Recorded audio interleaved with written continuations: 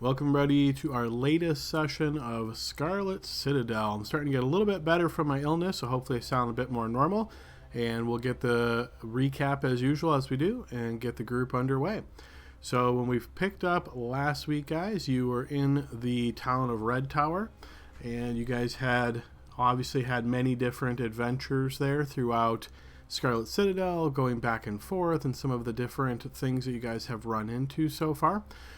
So the way we actually ended the previous session is when this gentleman had approached Corin, who was sitting by himself inside of the inn here, while the rest of the group was keeping eyes on the individual that you guys had rescued from the Scarlet Citadel and then brought back to the village of Red Tower. So this individual speaking to Corin introduced himself as Sebastian and indicated that he was essentially an adventurer for hire, and he had heard around town that the group was making forays into the Scarlet Citadel, and he was interested in joining you. He had indicated that he had been a part of a different group in the past, or maybe even multiple groups, but the most recent group at least actually kicked him out of the group because he was unable to see in the dark. Some of you guys can, of course, empathize with that, being not that everybody in this group can see in the dark, so that you guys have that in common. So after speaking with him, he essentially floated this offer to Corin. Corin indicated he would talk to the rest of the team and see what the rest of the group thought about this offer and then get back to him. He offered to buy the first round of drinks for the group, and he made his way up to the bartender to place that order and get it ready for being sent. The rest of the group was outside, as I mentioned. The individual that you guys had rescued from inside of the Scarlet Citadel, he had made his way back, and some of you guys, I think it's safe to say, didn't necessarily fully trust him, and were wondering if he perhaps had something up his sleeve, or if there was something else going on with him that made him maybe a little bit less trustworthy. You guys had spoken with him on his way back and tried to get some information. He had explained that there was a couple of other prisoners, and one of them had already been killed. He was quite confident. And then this other one, a woman, had been taken away and was being potentially tortured, is kind of what he was thinking. So this gentleman who you guys rescued, his name was Ikban. And Ikban explained being he was a halfling. Obviously you could see that, but he explained that he was a scholar and that he was in this area particularly searching for various mushrooms and other fungi. And he was grabbed by the individuals inside the Scarlet Citadel and taken to the cells. So after you guys watched him very carefully, he made his way back inside. You guys all eventually became back inside. Some of you guys had taken some meat down to the tanners and some fur, tried to get that processed. You guys also, I think it was Grask, and I want to say it was Armony that went with him to the smithy because Grask was looking for a new weapon. And after a brief conversation, the woman who runs the smithy essentially just gave Grask a new great axe. It wasn't actually something that was on sale. It seemed to be tucked away into a storage box of some kind. And when she brought that out, she said, basically just take it. And Grass did, but then also hauled over this big chunk of meat and fur and stuff to give to her. And she seemed like, okay, yeah, seemed fair enough. So with this, the rest of the group is still being in the inn. And then Grass and Armony rejoined. Eventually, everybody was inside of the inn, and Corin that explained Sebastian's offer. You guys sort of kicked this back and forth a little bit, deciding on whether it made sense to have him join you, and eventually decided to call him over to the table and speak with him a bit more directly and have him answer any questions you might have. So once he made his way back to the table, he introduced himself to the full group now. You guys asked him various different questions. He said he would be fine going with you for a cut of the treasure, or if you wish to pay him a flat fee. He threw out an estimate of something like 20 gold pieces per day. You guys indicated that you were low on funds, and you would be happy to just give him a split of the treasure of what was ever found. He agreed with this. You guys asked him a few more questions about what his skill set was. He explained that he fights with a rapier, also has a long bow, and that he also was particularly good at defending allies nearby him. That was sort of his niche, you could say. And eventually you guys agreed to go with him the next morning back to the Scarlet Citadel. So he thanked you for inviting him to the group and made his way back to the bar, drank a little bit before retiring for the night. I seem to recall a couple of you, or at least one of you, raised some concerns saying that you didn't really trust him. But I decided to have him go with you guys anyhow, as it's obviously more strength the larger the group, more challenges that you can face, and that sort of thing. So you guys made your way the next morning out of the village of Red Tower and headed to the Scarlet Citadel proper. The journey there was fairly easy. Again, it's a short distance from the village to the Scarlet Citadel itself. You made your way into the courtyard. Nothing really major seemed to have changed here as you guys made your way to the top and decided to enter through what we're calling the main entrance.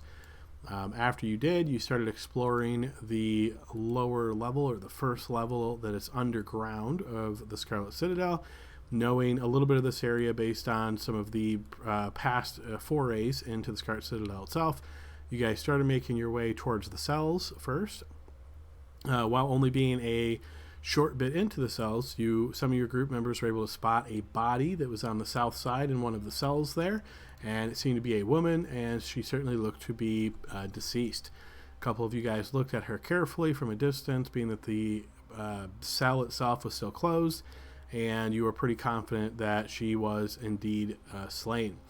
During this time, the door to the east, so essentially the way you guys had just passed through, suddenly opened, and several undead bodies that were only in partial completeness, so mostly upper half of bodies, just sort of pulling themselves along the ground towards your group.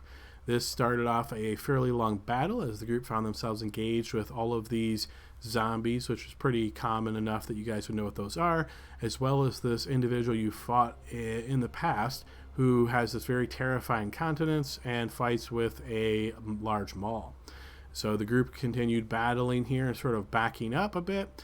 As you guys were getting through the door, you then found that you were this individual called out to Scar, the large ogre that, again, you guys have fought in the past, and he came in from the other side, and this was a two-pronged battle. Overall, you guys did pretty well here, suffering some wounds, and it seemed as though this very fearsome opponent was particularly going after injured people. So when you guys would leave a gap, for example, he would step through to make sure he was targeting the weakest members, seemingly trying to take anybody down that looked injured.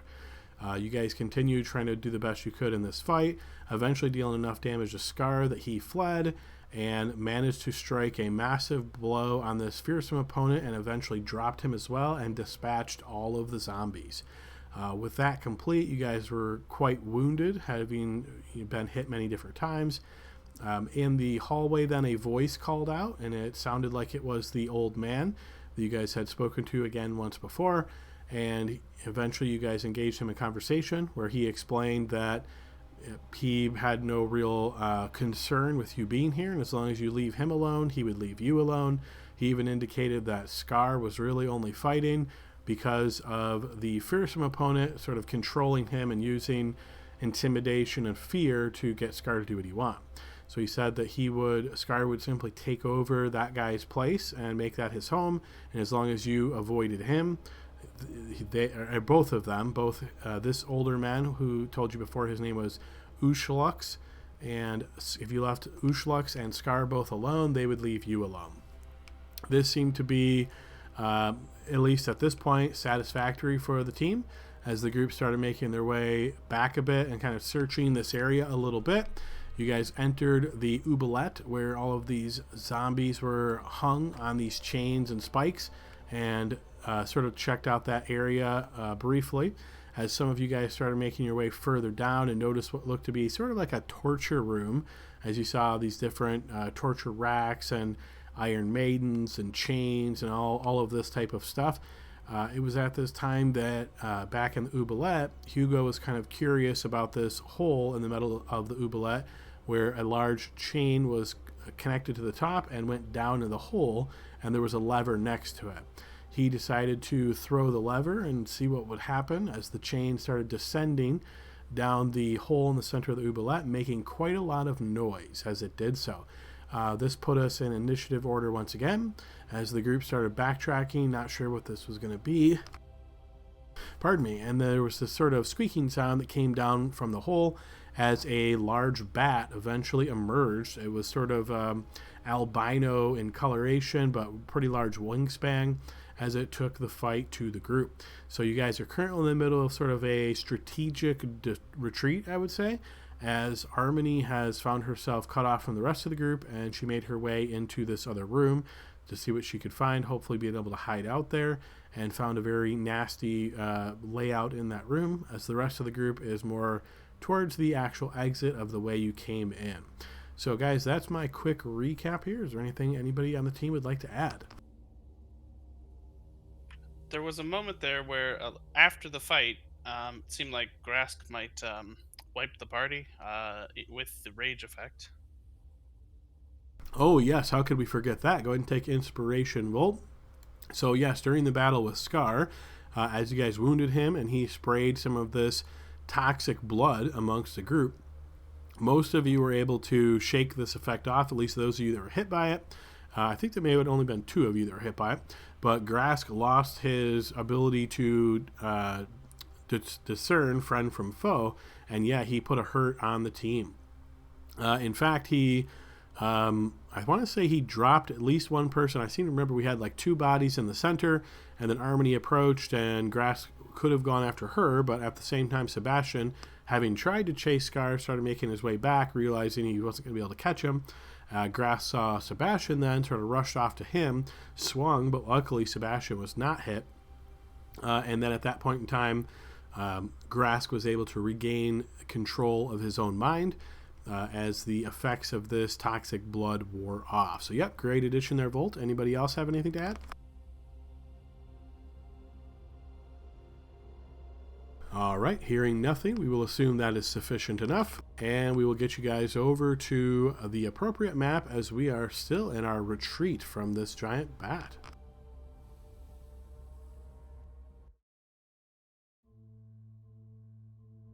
All right, and let's go ahead and kick on some higher intensity music here.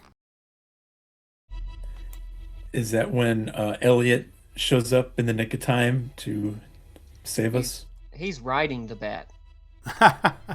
Unfortunately, not quite yet. But yeah, of course, we'll get Elliot in here before too long, I'm sure. All right, as we are at the top of the round with Sebastian here, you see him standing by the door. You see he is motioning with his hand. He's got one hand on the door, and he's motioning for you guys to come through. Looks like he is prepared to shut the door as you come through. And we will move to Corin. Yeah, Corin's gonna step through. I still can see the bat, so might as well do something. Let's just do a Toll the Dead on him. See if he is wise or not. All right, you channel some necrotic energy towards the bat, and yes, this does indeed seem to affect him. Go ahead and post damage.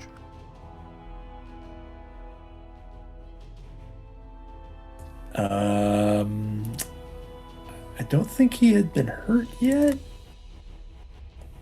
I might have to. I think I gotta edit the damage on there because it's just the D12. What is it? A D8? Let me. Oh yeah, good call. I didn't even notice that. Go ahead and throw a D8. Yeah, you might want to add a second damage type to it. Yeah, I didn't realize that it hadn't gotten that on there. Okay, so a D8 coming up. Oh, I shouldn't have said anything. Honesty is always its own reward, of course. Mm-hmm. Yeah, so 3 damage. I don't think I got anything else that I can do because I'm out of all of it except... Oh! 1 second.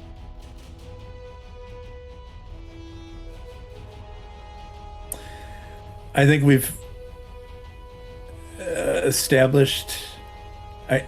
I just realized I could cast Protection from Good and Evil on Grask, but I think I've already moved away and it won't work now.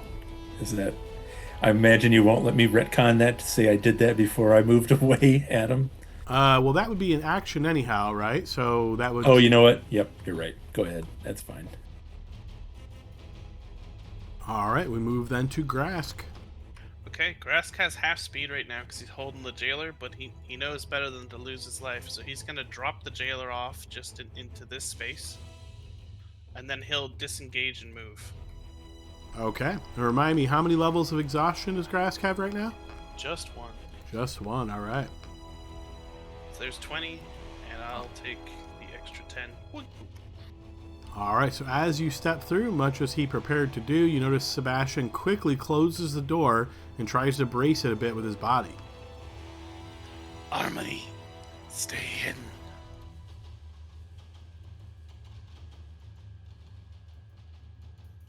All right, and unfortunately, Hugo's player is not with us quite yet as he's running a little bit late, so I'll go ahead and control him.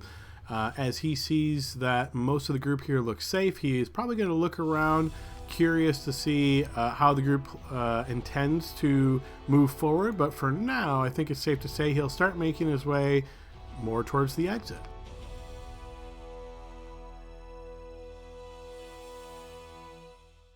Alrighty, from the other side of the door, you hear a loud smash as it seems as though the bat's body has struck right into the door, seemingly trying to claw through it, damage the door itself.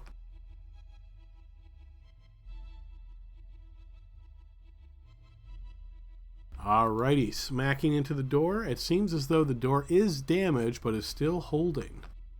As we move to Harmony. Can I get a description of this room again? You can indeed.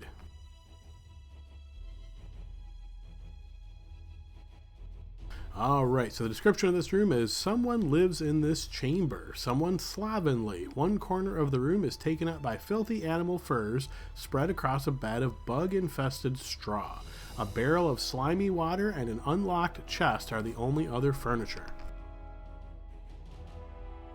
And I believe I securely shut the door behind me when I entered, so I'd like to open the chest. Alright, as you open this unlocked chest, you can see a few different things in this chest. Quite a few of them are very disgusting, though. You notice most of them are body parts. Some fingers, toes, ears, noses, patches of flesh, eyes, scalps, and even teeth. And it seems as though they've been crudely preserved in smoke. You can also see some locks of hair, what looks to be a shiny ring, and that's about all you can see in your 6 seconds so far. Okay, I will grab the ring, and is the chest or the barrel larger? The barrel is probably larger. As you kind of touch it, you notice that it does sound like it has liquid in it. I'm not sure how many actions I'm using up at this point, but once I pocket the ring, I'd like to attempt to move the barrel. Okay, so we'll assume that you've searched the chest for a brief period of time, grabbed the ring, and now you're heading over towards the barrel in preparation to try to move that. So I would say that will take up your actions for the round. Sounds good. Alright, then we move to the top of the round with Sebastian. You see he looks back at you all and says, I do not think that this door is going to hold. We must move. You all go first. I will follow behind. Corin.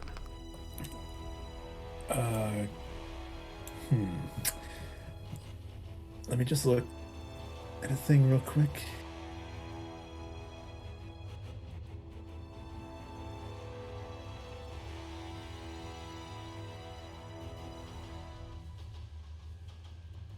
So I think I can cast that through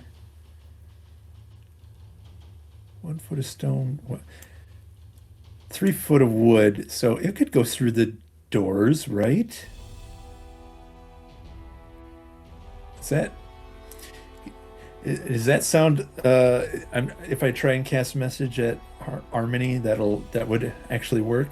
Well, you don't know where she is, but you think it would go through the door, yeah. So as long as she's within range and not behind one of those obstructions listed in the spell, she'd probably hear it.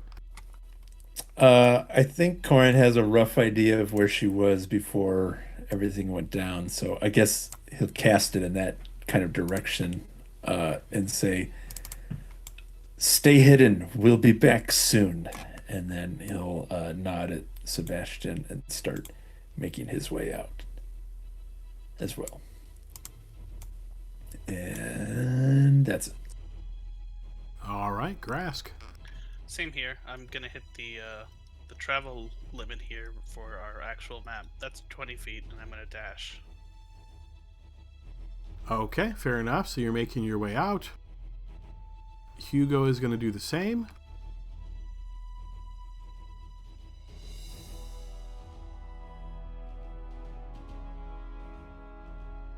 You can hear from behind a few sounds of scuffle, but we are going to go ahead and end combat there as most of the team is out of immediate danger.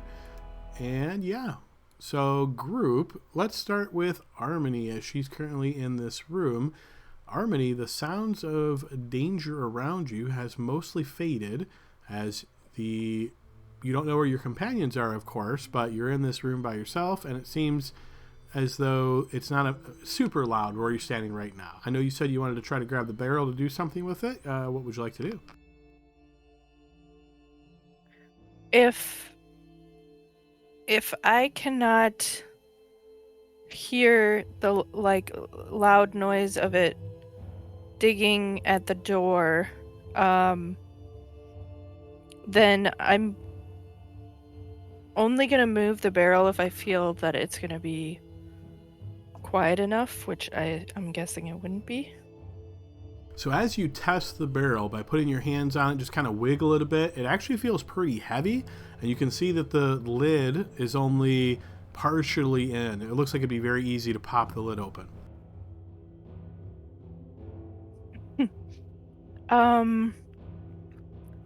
But is this where the slimy water is? Would you like to pop the lid open to see inside? You certainly can see, I will say, moisture on the rim of the barrel and trickling down the side of it, though it doesn't look like it's, active, mostly dried, stained, watery on the barrel itself. Sure. All right. I open it. As you pull open the top here, you do notice some really murky looking water inside of the barrel. You can also see on a quick glance, there's like body hair and things that seem to be floating around in this nasty looking mix of water. Gross. I'm actually going to lift up one of the animal furs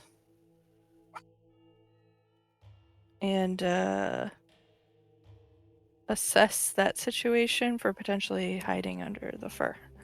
It looks absolutely nasty here because of all these bugs and things that are moving around. But you think it would obviously be better to hide here than anywhere else in the room. Okay. I think I will wait to see if I hear anything. So I'll just close to the door, and if I hear anything coming, then I will hide under the furs. Okay, fair enough. So you're by the door listening carefully to see if you can hear the sound of anything approaching. All right, so as you're doing this, let's flash over to Elliot here for a moment. So Elliot, you had remained behind in the village of Red Tower as the companions had pushed on because you had some maybe personal business to take care of in the village itself, and we're going to catch up with your companions later. So what do you imagine Elliot is doing at this point? I would imagine that Elliot probably walked the town and wanted to familiarize himself with the places that the group hasn't been. Earlier, he had mentioned that he wanted to look out for any, places of criminal entities, and so he probably would just be trying to keep a watchful eye out, see if he could, get any information on his brother's location without directly talking to anybody, see if anything kind of catches his eyes sketchy. And then if not, after, like an hour or two of walking around, he would probably just take off to catch up with everybody. Okay, fair enough. So you spend a little bit of time around town. Go ahead and throw me a blind check here, and we'll see if that turned up anything of interest. Much like the time you spent in here so far, you don't notice anything that would give you the impression that there's organized crime here. Based on the experience you've had so far from some of the townsfolk and the mayor telling you, use his name as a discount, but then later learning that that was actually not really the discount, your mind probably goes to something more of like the criminals might be the actual law at the same time. Not to say that they're, doing massively illegal things or murders or anything like that, but it certainly seems as though there's maybe a greedy and crime type bent to the law enforcement in the village of Red Tower. Okay. Yeah, I mean, that can kind of make sense with like a tax collection to go risk your life in a dungeon. You know what I mean? So after he kind of gets that general gist, he'll kick off and avoid that pond, kind of wrapping around it, and then making his way up, see if he can catch everybody. All right. So, as you are doing just that... Oh, I should have warned everybody today, too. Unfortunately, recently, Roll20's been having an issue where it tends to crash a lot. So it just crashed on me now today. Most of the players keep telling me they don't have any problems, but I keep getting these oh snap error messages where Chrome will just die. I tried Firefox as well, but it's so incredibly slow as to be unplayable. So every now and again, unfortunately, I'm going to have to do a quick refresh just so I can continue operating. When that happens, I'll just try to narrate as best I can through some of these issues, and hopefully it won't be too much of a pain until Roll20 can actually fix their problems. So with that in mind, as you guys are approaching, would I like somebody as a volunteer to roll a 20-sided die for me? I gotcha. 17. Perfect. All right, so as you guys emerge from the main entrance down into the Scarlet Citadel and find yourselves back out of that area where there was the trap door, all is seemingly quiet.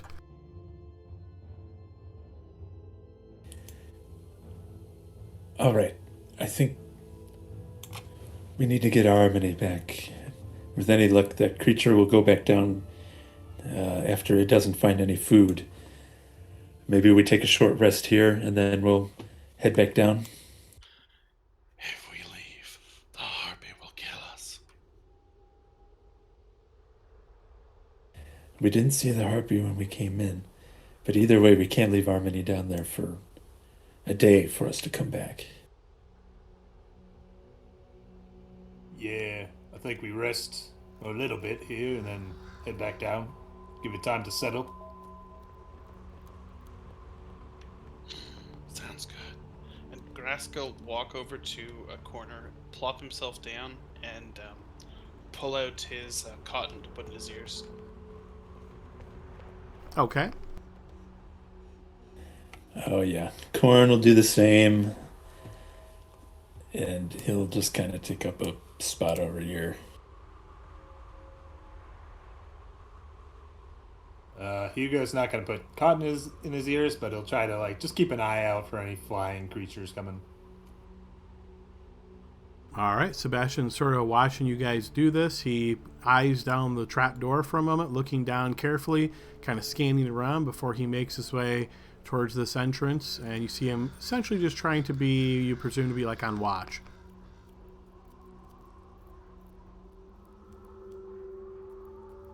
All right, and as you guys are trying to get a short rest here, is that what I heard? Yeah, that's, I think, the intent. All right, so as you guys are spending a bit of time here, we will flash back to Harmony. So, Harmony, it's been pretty quiet down in this area. How long has it been? It's probably been a good 10 minutes so far since all of this action occurred, and you don't hear anything seemingly getting any closer. I'm gonna wait longer. Sure. So does it sound like you're basically going to keep your ear to the door and listen and just try to wait here as maybe 20, 30, 40 minutes, something like that? Yes, at the minimum.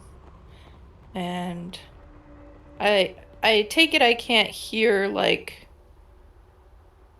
any chains jingling or any sort of like movement on the part of the bat at all. Like, is it too far away? Give me a blind check to see if you could hear anything like that. No, it seemingly is quiet at the door. As your ear is pressed against the door here, trying to pick up the sounds of anything, you hear nothing. Okay, I'm definitely gonna stay put for closer to an hour All right. before I make any moves. And would you like to also attempt to take a short rest while you're resting for this hour? Oh, does a short rest need to be more than an hour though? Like, It's right at the hour mark, so as long as you get that full hour in, it doesn't require sleeping or anything like that. It's pretty much just taking it easy for an hour. Sure. All right, fair enough. So it sounds like the full group is attempting to take a short rest at the moment. About 30 minutes or so into this, no change for Harmony, no real change up top. However, it's at this time that Elliot, you would arrive now at the outskirts of the ruins of the Scarlet Citadel. All right. Well, I don't know if my friends killed a harpy or didn't kill a harpy, but I do remember that we use that cotton in our ears, so I will go ahead and cotton up before getting too close. Okay, fair enough. You place the cotton in your ears. Since I'm solo, I think I'm going to try to quietly scurry up this side over here at him. All right, you attempt to climb this rubble pile. Go ahead and throw me a blind check to see how well you do.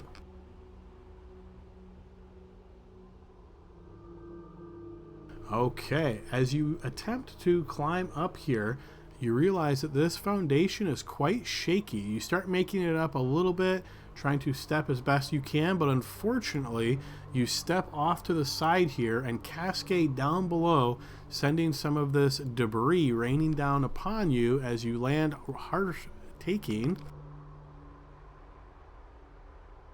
9 points of damage from this smash and fall. Group, I would say it's pretty obvious that inside of this slightly elevated area, you would hear what sounds like a small rock slide to your east. Got movement over here. Grab your weapons. Corn will hear the muffled voice of Hugo through the cotton and kind of stand up and just come over here and see if he can see anything, which he can't. Graskell also draw his weapon and peek out the window he can see.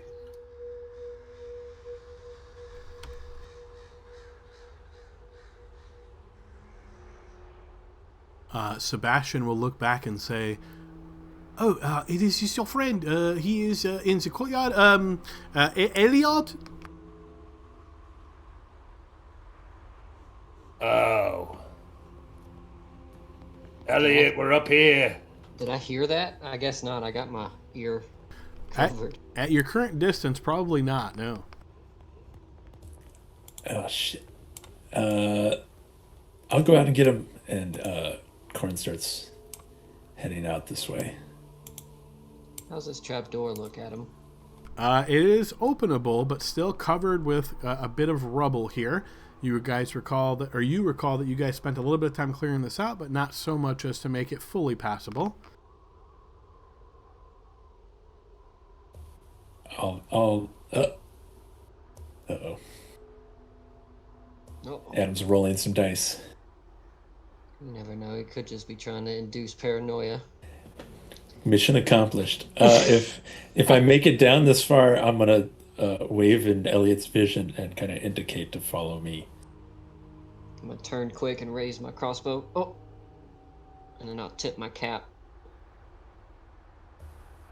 Yeah, and then I'll start heading back.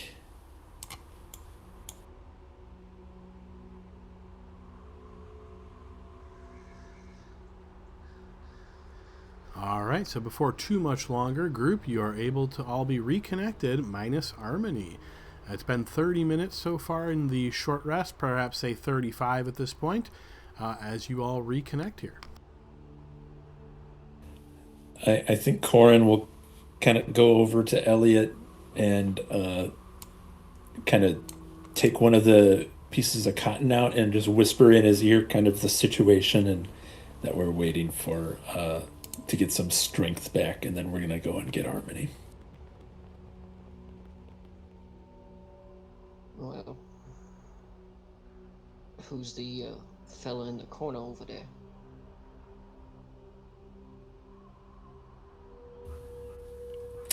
Oh, you weren't there for...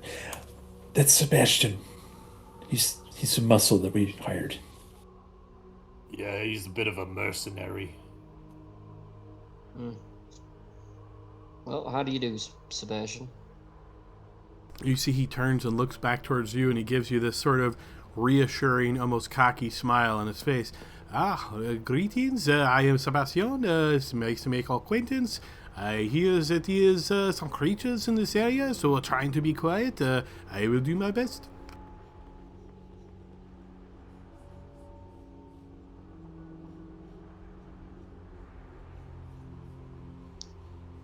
Elliot will just plop down kind of beside Cord and kind of put his foot up and chill and wait for everybody till everybody feels ready to move. Alrighty, and it's at this time that the short rest does indeed complete as you guys spend another 30 minutes. No change down below for you, Harmony. Still quiet as a mouse down there. Rest of the group, or I should say everybody here, will qualify for a short rest. So I will go ahead and apply that now.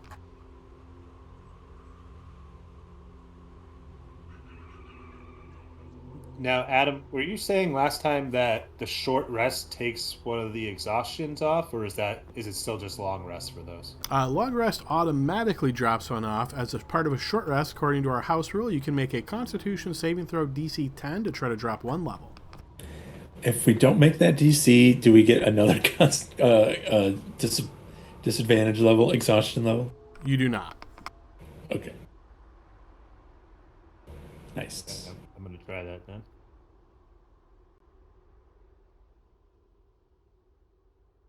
You all look like you got your ass kicked. We killed the yellow one, but the red one finally, he ran away. And we agreed, for now at least, to not bother him or the other person that was down there. What's that guy's name? You said it earlier, Ushlux or something like that? The wizard man, right? Yeah, that sounds close enough. God. Alrighty. Do you know where Harmony is? Or where she was, at least?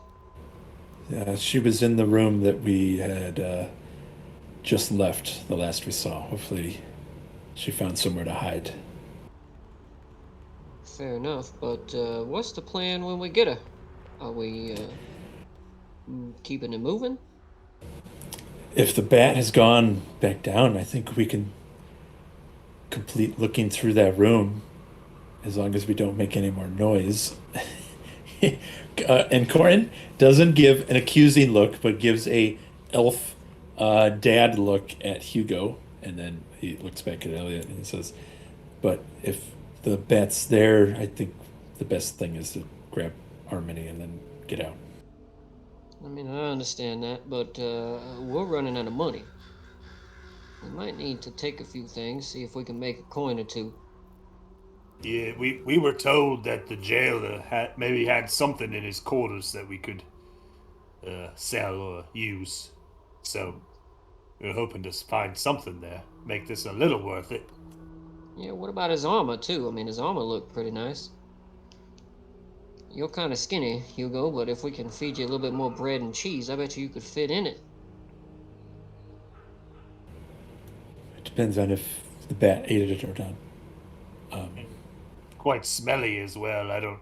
We'd have to disinfect it quite. I don't know. We'll see. I don't know if I want to wear that madman's armor. Hugo, I hate to say this, bud, but have you smelled yourself recently? I'm not that bad. Come on.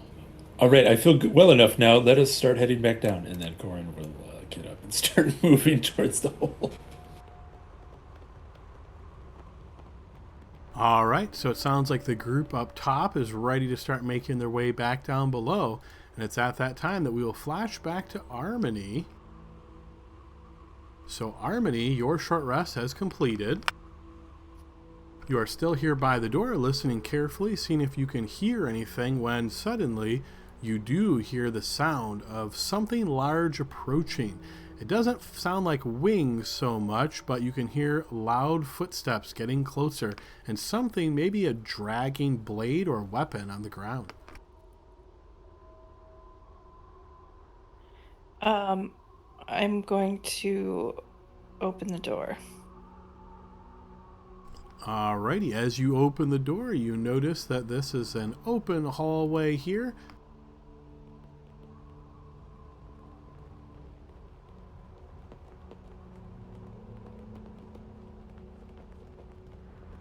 And as you kind of angle yourself here to get a better look, you notice Scar coming down this way.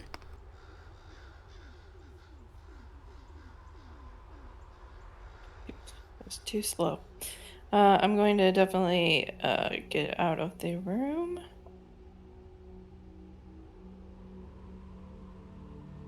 And, Alright, and as you do, you notice Scar looks and sees you and squints one of his eyes and then rubs at one of his tusks.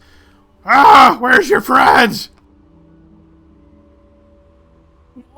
no one will harm you. We made a deal with... Oh, hold on. I can say it. You notice he gets closer to you and leans down, getting this big meaty face right in your face, and just gives this kind of like spit / exhale as you're covered in a really terrifying smell here as he looks at you. Ah, hurt me. Ah, you don't hurt me. I hurt other people. I say, Ulshix and us made an arrangement, and we will not be bothering you any longer. I was just preparing your quarters for you. Go ahead and throw me a blind deception check here.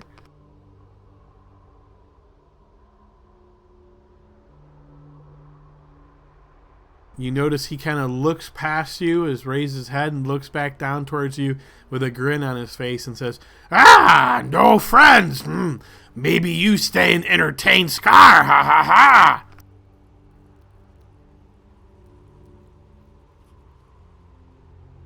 And with this, you see he reaches out with a hand, not violently so, but to try to secure you, as it seems as though he's trying to pick you up. I try to dodge his hands, and I say, they're not in your quarters, of course. I wouldn't have let them in here. This is rightfully yours now that the scary guy has been defeated. You're welcome. Give me another blind check as you try to evade his grapple here. Unfortunately not, as his hand reaches out and does indeed grab upon you, and as he does, you see he picks you up effortlessly here, Armony, as he walks in and sets you right on top of this barrel. As he does so, you see he kind of gives you this like wicked sneering grin, and he says, "You sing now! Sing something nice!" And he starts like moving around the room, seemingly inspecting it perhaps.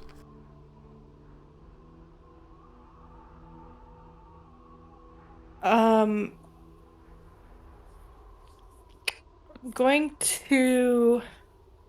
He left the door open, right? The door is open, yes. I am going to dash. All right, you rush out quickly, trying to just basically move at top speed here, right? Yes. Yes. I'm exceptionally speedy and agile. Okay, fair enough. Yeah, go ahead and throw me another blind check as he's kind of moving about the room here. We'll treat this sort of as like a reaction speed kind of thing. Sorry, you said blind check, right? Yes, please. All right, you are eyeing the door very carefully here and noticing that it is open. You leap off the barrel like getting ready to bolt, but it's as though he was expecting exactly this. And as you only get a step down, you see he blocks your passage with his body, and once again he sneers down looking at you, and you see he grasps really hard onto this morning star now, and he looks at you very angrily as one eye raises really widely open and the other one narrows. I said sing! I start singing a nursery rhyme. All right, another blind check for a performance roll here, and it's about this time, rest of the team, as you guys make your way down. I assume you're coming down the same way you did before, and you will find yourselves all grouped up here at the entrance. Do we hear any Scar yelling of sing songs or whatever? I would say by the time you guys make your way down the steps, you might hear the faint sound of... It would be pretty faint, though. Maybe the faint sound of some kind of singing. Adam, I'll have a shield, and then I'll have a torch. I'll light a torch and carry it in my other hand. All right, shield and torch. Let me go ahead and get you on the map as well, Elliot. And torch, you said. Let me get that set up. Okay, that should give you torchlight. Harmony, as you're watching Scar here and you begin to sing this nursery rhyme, you notice this sort of like agitation on his face is like gone in an instant. He went from very angry, looking like he was about to do some kind of violence, to pacified very quickly by your singing voice. And you see he even kind of straightens up and motions like with his head bobbing left and right as he's like almost head dancing to this little tune of your song. And he continues scanning about the room, but you notice him being very vigilant. He listens and he likes your song, but he's constantly keeping you in his line of sight. Adam, you'll go ahead. I'm gonna keep singing then. Okay, fair enough. So the rest of the team is making their way down, and as you get closer to that door, Corin, you can see the door is indeed closed, but the sound of the singing is obviously coming from that direction. All right, good. That's what I was going to ask. I guess Corin will look back at everyone and kind of stage whisper, I don't know what the singing is, but it definitely doesn't sound like a bat, at least. Grask just stares at Corin for a second and then reaches up and pulls out the cotton from his ears. Corin sighs and repeats what he just said. I think it's harmony. Sounds like it. I mean, yeah, I do like the harmony. Oh, you said harmony. You think she's through that door? Yeah, I mean, that's where we left her anyways, right? So, I don't know why she's singing it, but it's probably it. Last time we were here, Elliot, a big creature came out of the hole in the floor. Sounds about right. Yeah, there's a like a well or a pit or something, and it looks like they were feeding things to it or something like that. And I thought, I'll just feed it. And I dropped this train down, and a gigantic like bat-like creature came out and tried to eat us. I guess Corin is impatient and he decides to open the door before we're really ready, and he looks in to see if there's a bat. You do not see a bat inside of the room. Grask peers in. Does he see the body of the jailer? No, but he does notice a significant blood stain that seems to be circling around the center hole in the oubliette. Simple beast. So I'll try to sneak through this area then, in that case. Okay, trying to move quietly here, Hugo. Yeah, and I think Corn will kind of get to this spot and he'll have like kind of motioned everyone on, and then when he sees Hugo making his way quietly, I'll let Hugo go first. And one other question. We can hear this singing, right? Is this like a nursery rhyme that we would also know about, or is it just I think I'll let Arbany answer this one. Is this a nursery rhyme perhaps from a particular cultural background? Is it more generic? What do you imagine here, Arbany? It is a commonly commonly known Sidhaven. Is that how you say it? If you're looking for the Elvish word, Oh, believe it or not, it's pronounced Sheelan. Sheelan. It's a commonly known Sheelan, a nursery rhyme, but I'm singing it in Druidic. All right, excellent. So I would say nobody understands the words because I don't believe anybody else speaks the Druidic language, but the tone or the tune of it might sound a bit familiar.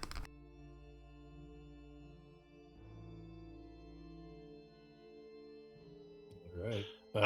Narratively, I don't remember where we've put this table. Is this table here or is it shattered? I can't even remember that. You guys pushed it against the far wall. It's been kicked around many different times. Yeah, I would say it's probably in a bad state of repair at this point. Okay, is it long enough that I could lay it over this hole? Pieces of it, maybe, yeah. All right, Grass is gonna pick it up and bring it into this room then. All right, you gather some of the larger chunks of the broken table and bring them into the room.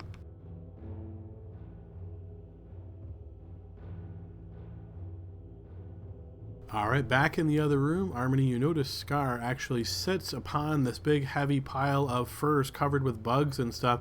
As he's watching you, see him picking out particularly larger bugs, these like grub kind of things, and popping them in his mouth, and they pop in his mouth as he chews them, and he has this little delightful grin on his face as he's still bobbing his head back and forth to your song. As soon as Hugo comes into view, I put my fingers to my lips, like shh. Okay. All right. I just stop and sort of hold my hands out and wait.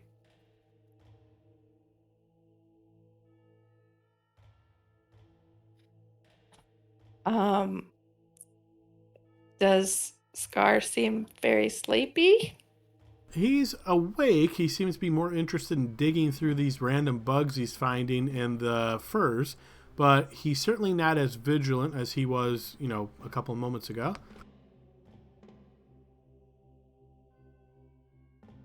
I'm gonna try standing and see if he notices. He does, yeah. As you are like kind of up on this barrel, you kind of lower yourself to your legs as you continue the song, and you see his eye kind of narrows a bit as he's watching you. I was trying to make it look like I'm trying to get comfy. Okay, yeah. He just kind of watching you carefully, but nothing else.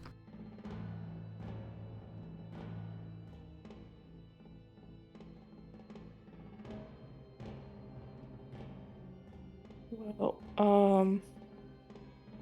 I'm just gonna keep singing. All right, you continue the song for a while here. Rest of the group, is there anything you're doing at this time? I think Corin's just watching Hugo, waiting on him to make a move. Yeah. Good I or mean, we're not killing this guy, so I'm gonna like gesture over at Armony and sort of give like a shrug and sort of like move my hands and head around so I'm looking for something that's like I don't know what to do.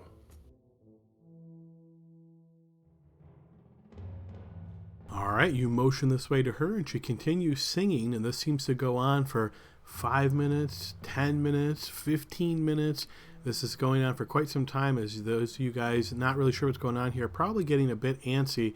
You notice in the room here, Harmony, Scar, again, continues bopping his head. Then he gives this, like, yawn, stands up and looks towards you and says, "Okay, enough singing. Scar tired now. You go."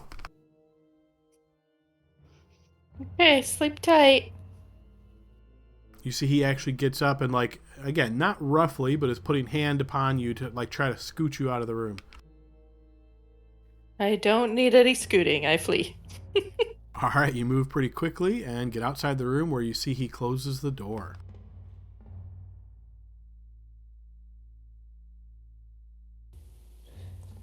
Are you all right? Yep, he just needed a lullaby. Should we check out the torture chamber or leave? Did you secure the riches or whatever valuables the jailer had? We can split it between us. Yeah, are you really into body parts? Maybe we shouldn't have this conversation in here. The wizard said he had something of value we could use.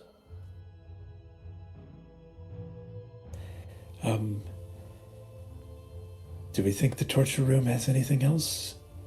I think we should look. Yeah. We've died too many times to leave empty-handed. All right. Let's go quickly. Don't touch any levers. Yeah. I won't, I swear.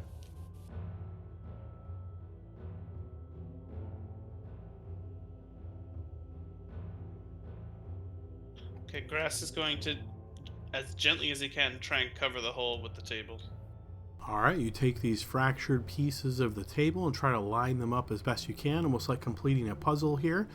And yes, it is covered. You realize this is obviously not particularly heavy or anything like that, so a little bit of force from below would certainly open it. Better than nothing.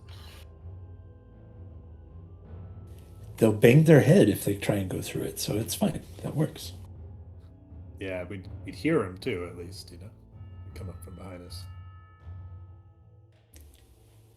Okay, what do we see in here?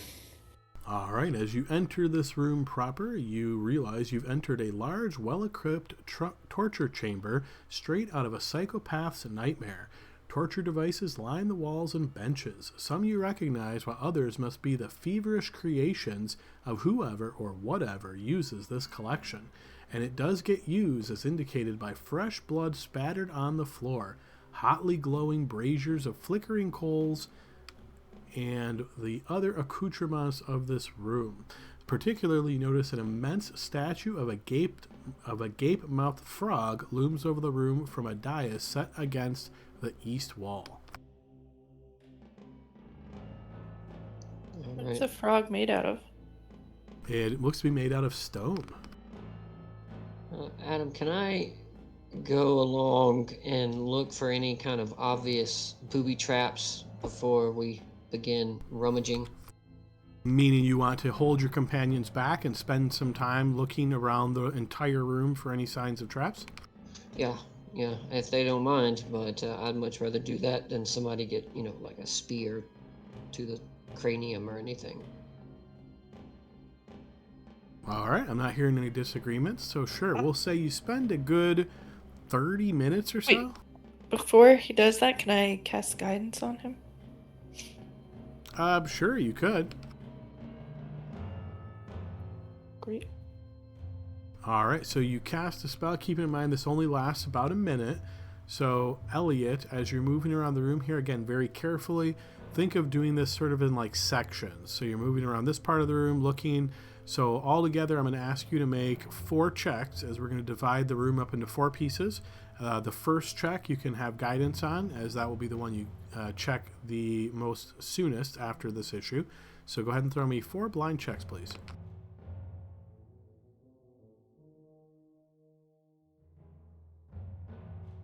All right, so you spend about 30 minutes or so, about 9, minutes or something like that in each of these quadrants, a little bit less than that. But yeah, after this entire time, you find nothing which would indicate booby traps to you. A lot of these torture devices look particularly terrifying. Maybe even occasionally you might look and think they're moving, though this seems to be more or less just the fear inducement of this room. I'm gonna wave everybody. Looks pretty safe. I didn't find anything that caused me any alarm.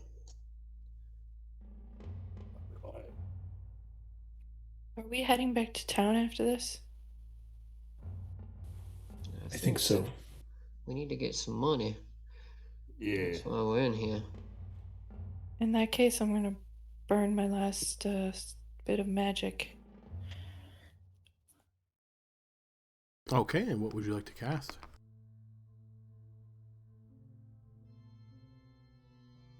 Mammon's Avarice. All right, concentration for up to 10 minutes. All right, Mammons. Oh, calling upon some devilish or demonic energy here. Nice. All right, so as your senses open, particularly your sense of smell, to any potential treasure in this area, within 30 feet of you, I would say you do not detect any precious metal or gemstones that is not on one of your companions. What is this crack in the wall that I'm seeing? Yes, you will recall you came up from the other side one time, and this is where what you guys call the jailer first approached through this area to engage you. As you step there, you do notice Ushlux looking your direction with a bit of a annoyed expression on his face. I back up and kind of like kowtow a little to let him know I'm sorry I disturbed him. He seemingly waves you away with really quickly as he turns his attention back to the statue.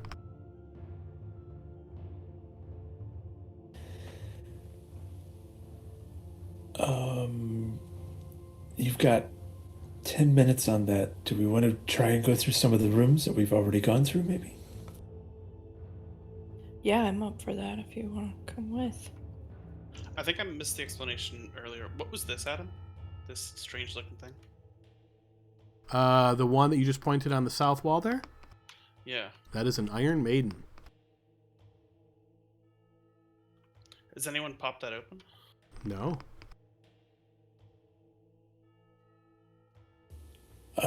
Corin, as he notices Graska looking at the Iron Maiden interested, he will cast Mage Hand and see if he can't unlock the Iron Maiden or open it. All right, you cast the Mage Hand spell. That is verbal components, right? Wrong Yes. one. Yep. All right, yeah, so as you cast this and reach out with your spectral hand and play at the locking mechanism on the Iron Maiden, trying to get it to open, it does not.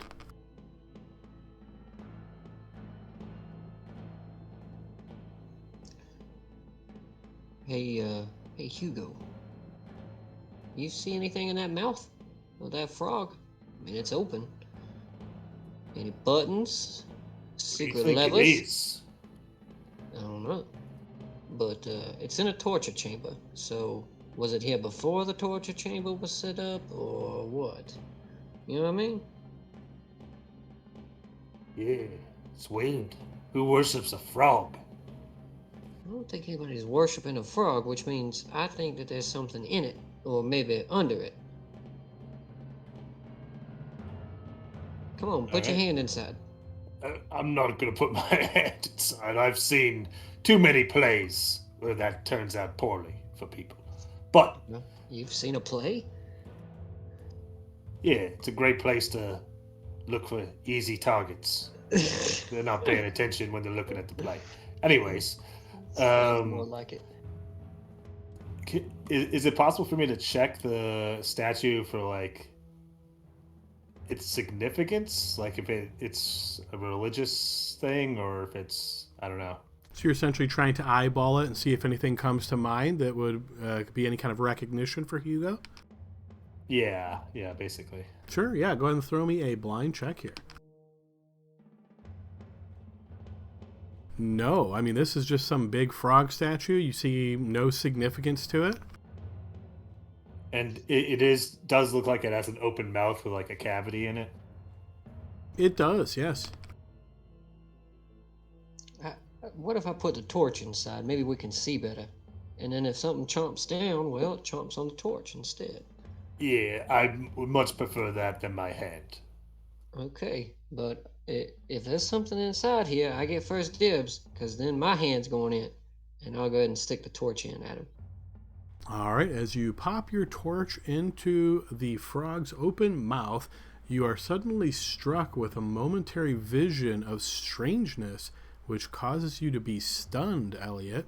I will need you to give me a wisdom saving throw, please. Make this one blind.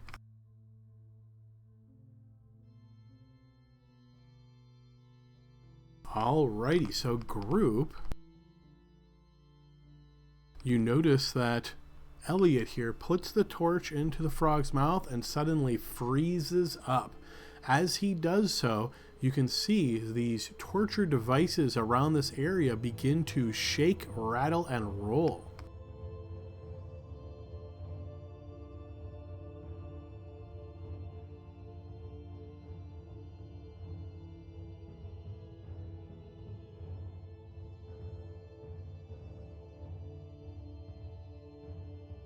All right, Elliot, you are unfortunately stunned, so we are going to move to Hugo's turn.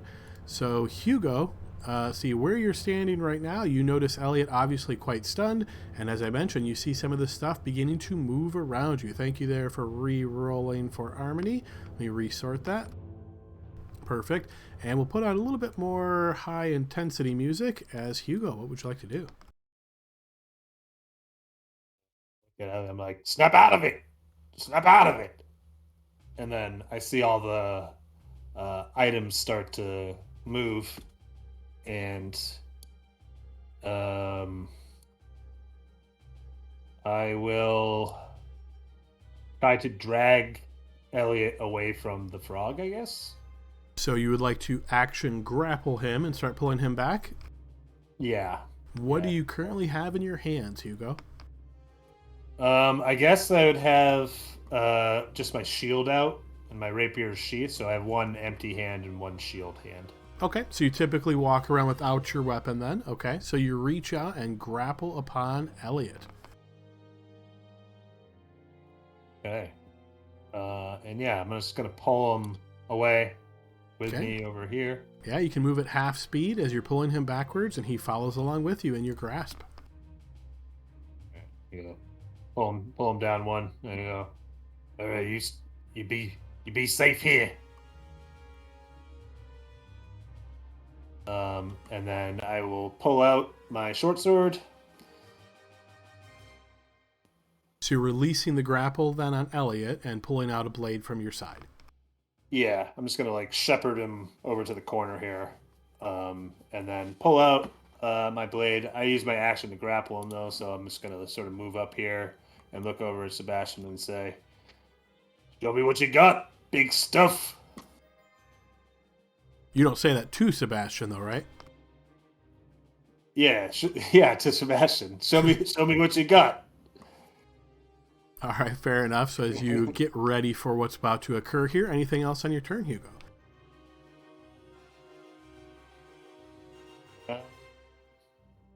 No, I don't think so. I don't have much of a bonus action right now. All right, fair enough. Go ahead and click your end turn button when you're ready, and we move to Corin. He'll look back, seeing commotion, Elliot's frozen, and see torture implements getting up and starting to move. And I guess he's going to try and toll the dead on that mask. All right, yeah, go ahead and post. Sweet. That will be a fumble, so go ahead and throw a fumble spellcast, please. All right, let's see. near your target. I don't think... yeah, I'll say Grask isn't quite close enough there to be affected by that. So yeah, your magic kind of pops off in the distance and is odd, but it doesn't affect anybody. Corin will swear in Elvish, and then I guess that will be his turn for now. All right, this huge rack begins to move. You see it waddling oddly as its legs essentially move very slowly and oddly so. As it gets to here, you see it raises up and tries to smack right down on you, Hugo. Give me a defensive roll, please.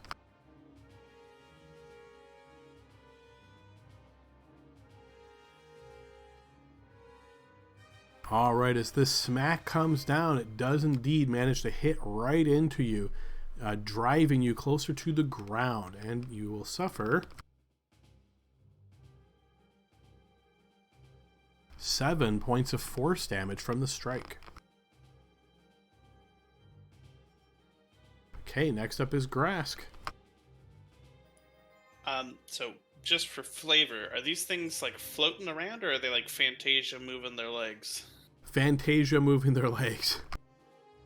Okay, cool. Can I get... I know these aren't creatures. Can I get any sort of read onto how tough it might be to break that rack? Does it look like it's like used wood? Like maybe a couple smacks might break it? On a quick passive perception glance, I would say it looks pretty sturdy. You think it's going to take a few mighty blows before you would be able to destroy it. Let's get out of here.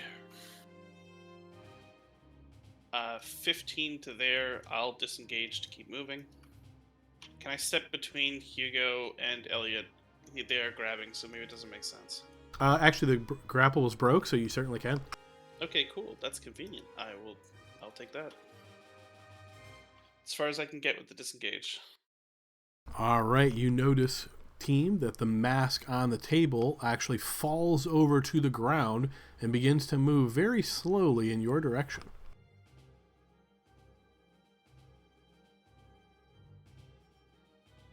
However, from the other side of the room, moving very quickly, is a wheel.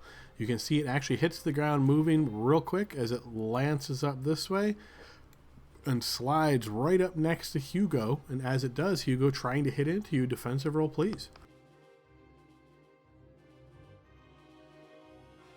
Yes, the wheel will manage to smack into you as well, Hugo. All right, and as it does so, you will suffer 9 points of bludgeoning damage. As we move to Harmony.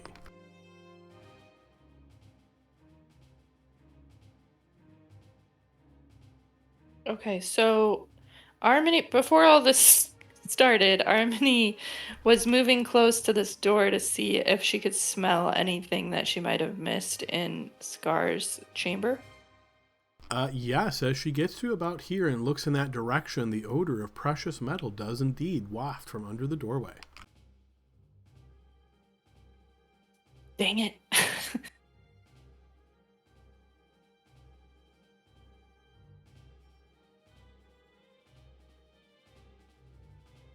Okay, she's going to,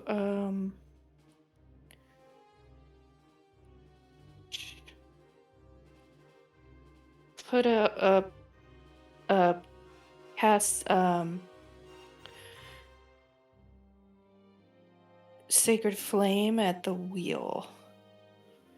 All right, go ahead and post that.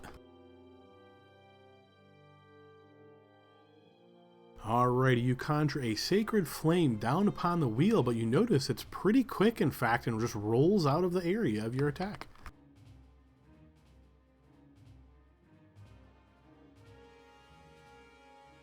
Okay, I'm not gonna get any closer, so... Alright, Sebastian is up next. He looks towards you, Hugo, and says, Elliot looks... He seems very panicked here for a moment as he looks towards Elliot and says, Elliot, see if I could get him. Just hold. He will step to here, provoking an opportunity attack from the rack.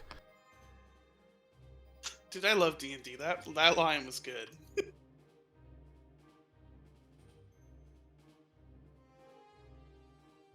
The rack manages to smash into Sebastian, hitting him very solidly.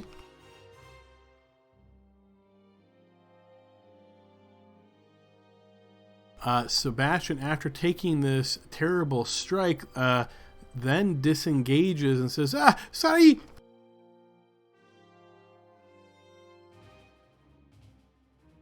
And seems to be favoring this big wound that he just suffered. Top of the round, Elliot unfortunately still stunned as we move to Hugo. Oh, surrounded, I will look back and yell down the hallway, "Get that guy to turn these things off!" And then I will, I guess, attack the wheel with my short sword, because I can't just leave Elliot here. All right, you stab out towards the wheel. You can go ahead and set yourself back to public, but unfortunately that is going to miss as your blade goes through some of the spokes and does not strike any part of the wheel. All right. I'm gonna bonus action second wind. Okay.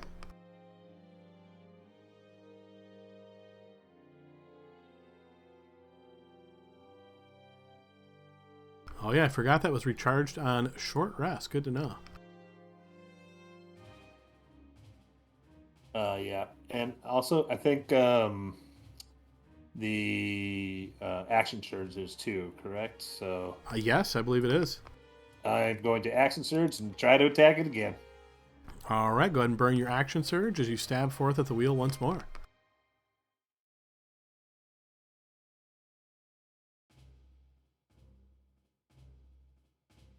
This time you do manage to connect just barely as your blade hits into the wheel. Go ahead and post damage. Obviously I've damaged it, but it still looks pretty sturdy. Look back, I'm like, we're in trouble over here. All right, Corin. Sebastian, get your longbow out, and then he's going to try and firebolt this time the wheel. Okay, you're standing at a bit of an elevated position here, so firing on a line here past Hugo, your firebolt does indeed strike the wheel. All right, and you can see that this has burned the wheel, damaging it. You know, I bet that wheel's made out of wood. Wouldn't that do some double damage, maybe? You might think so, but I just double-checked the sheet wondering that myself, and unfortunately does not have vulnerability to fire damage. This is bullshit. I mean, okay. Yeah, I think that's all I got right now. All right, the rack's turn as it now angles itself up and smacks down against Hugo once again. Hugo, defensive roll, please. All right, this time you manage to duck underneath as the rack swings overhead and then contorts itself back to the ground. Grask. My goodness. This is very bad. Grask wants to just leave, right? Like this is not good. We hit that wheel twice, and it's doing and still pretty fine. I watched the rack almost one-shot Sebastian. I don't think I can justify Grask going back into this.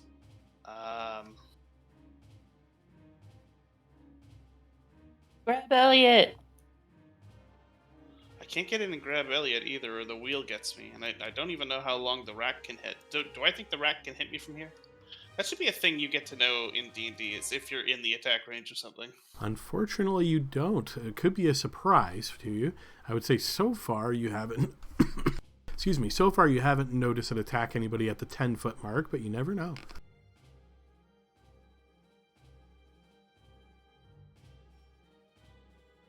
if you grab someone and pull them, nobody gets to auto attack them, or not auto attack, like attacks of opportunity on them, right? Forced movement does not provoke opportunity attacks, but of course your movement could provoke it on yourself. Yeah. I feel real bad about this fight. See, because I'm torn here because I don't just want to let Hugo and Elliot die, right? And that's fair. As a player, you might be torn, but keep in mind, you only have 6 seconds as a character to make a decision. So what do you think on all of this conflating information that Grask would do in a split-second moment? I think Grask runs. Seeing what happened to Sebastian, he can't risk this. Okay, fair enough. Sounds like he moves away. No opportunity attack? No. Okay, there's 20. There's 10. And I'm going to move the other 10, and then I'm blind because I don't actually have dark vision. All right, you push into the darkness. We have to leave them. We can't win. You notice the mask contorting itself once again as it moves and jumps onto Elliot's face. Elliot is currently stunned, and let me see what that does to you. Attack rolls against the creature have advantage, so Elliot, give me a defensive roll at disadvantage, please.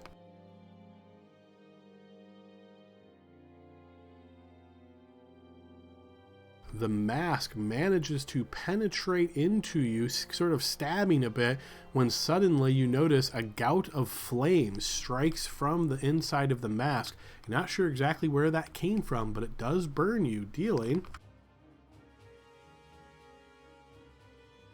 6 points of fire damage.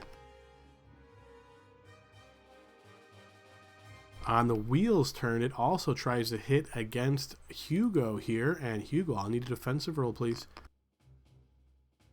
All right, nice. You manage to duck as the wheel rolls up, and maybe you just scoot kind of out of the way, and it just rolls back to where it was as we move to Harmony's turn.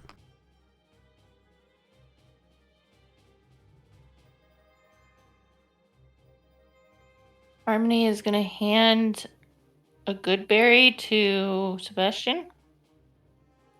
He currently does not have a free hand to accept it. He just sort of looks at you with a bit of like, Can I pop it in his mouth? If you're willing to use your action to do so, yes.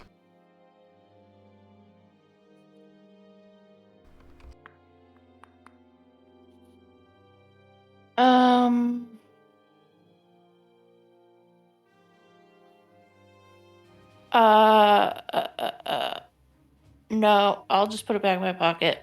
I'm going to cast Sacred Flame on the mask.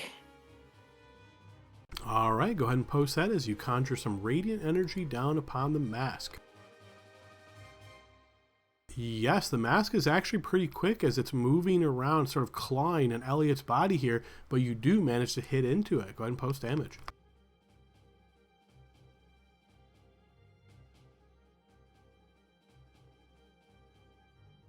All right, you can see it is struck with some radiant damage and wounded.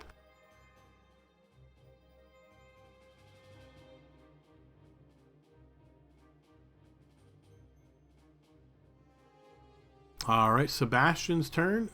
He heard Corin say, get his bow ready, but you see he looks around for a moment. He will second wind himself, because I forgot that came back on a short rest, to restore a bit of HP to himself. And with that, he will sheath his blade and unequip his shield, but that will be his action, as he then is going to get a bit more distance as he follows closer towards Grask. Okay, top of the round. Unfortunately, Elliot is still stunned as we move to Hugo.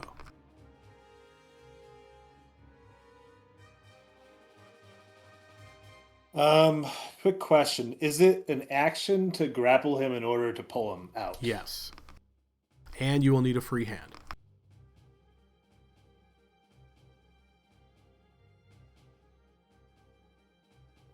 And to sheath my weapon is Interact with added- object Okay, so that's the one freebie for that. for your round. Yep. Okay, well, let's give it a shot. I'm gonna telekinetic shove the rack. Okay, nice. You try to That's a shove the bonus rack action. backwards. Go ahead and post that.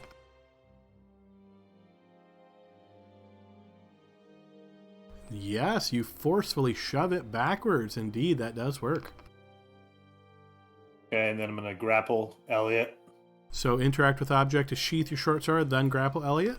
Yeah, exactly. Okay, perfect. You've got a hand on him now. And then, yeah, I use my action, so I'm just going to take the opportunity attack and bring him as far as I can. So just to clarify, is telekinetic shove a bonus action? Yeah. Oh, Bonus right. action. Use your action to grapple. Right, my bad. Okay, so yeah, you're going to step away then, pulling Elliot with you. So go ahead and move 1. So you get to there, pulling Elliot behind. You notice as you yank Elliot back, the iron mask kind of hits the ground and begins wobbling as it's trying to get to its feet again. But the wheel will indeed take an opportunity attack against you, Hugo. So defensive roll, please. Nice. You managed to evade that strike, and yes, you suffer no damage. Okay, so pulling him is half speed, though, right? So Correct. like, 3 spots. All right, so I'll use all 3.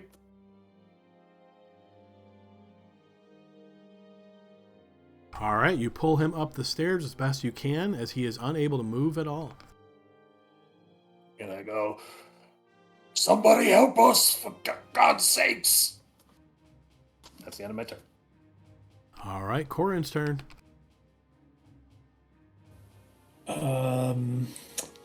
Corin will. Let's see here. That mask was pretty slow to come over. The wheel quite a bit quicker. And I don't know about the rack. But the wheel, I think, is probably the thing that's going to catch up to us. So I'm going to try and firebolt that again.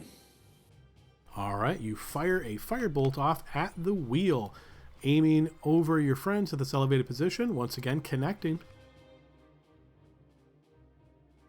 As it is burned once again. And then I'll look at Hugo and I'll say, keep tracking him. And then I will move up here. Yeah, to right there. And then I'll look over at Grask also and I'll say, don't run, help us. And that's it. All right, you can hear the slamming sound of the rack moving once again as it gets down to this space and is going to attack Elliot. So Elliot, you are stunned. Defensive roll at disadvantage, please. Okay, so that will be a miss as it just in your stunned state, you managed to evade this strike.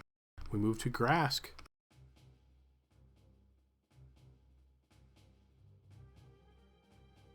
There's nothing I can do. You're running alongside me. And Grask will he'll sheath his great axe, and I'll use my action, I guess, to draw a javelin. But I don't have any more actions, so I'll get ready to attack anything that shows up next turn. And Okay. vocalize that now, so my turn doesn't seem so strange. Right, fair enough. All right, the mask is going to move as it waddles underneath the rack here. You notice that it jumps up onto Elliot's face, and as it does, you see it almost immediately detaches and hits the ground, falling down the stairs. The wheel moves as best as it can. It moves up the stairs like it's going to strike you, Hugo. However, once it gets to here, you see it kind of waddles around and like falls back down below. Harmony's turn.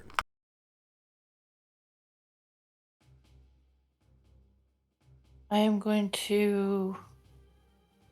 I'd like to know if I can assist in the dragging of Elliot. You could certainly move up and grapple him yourself and pull him back at half speed.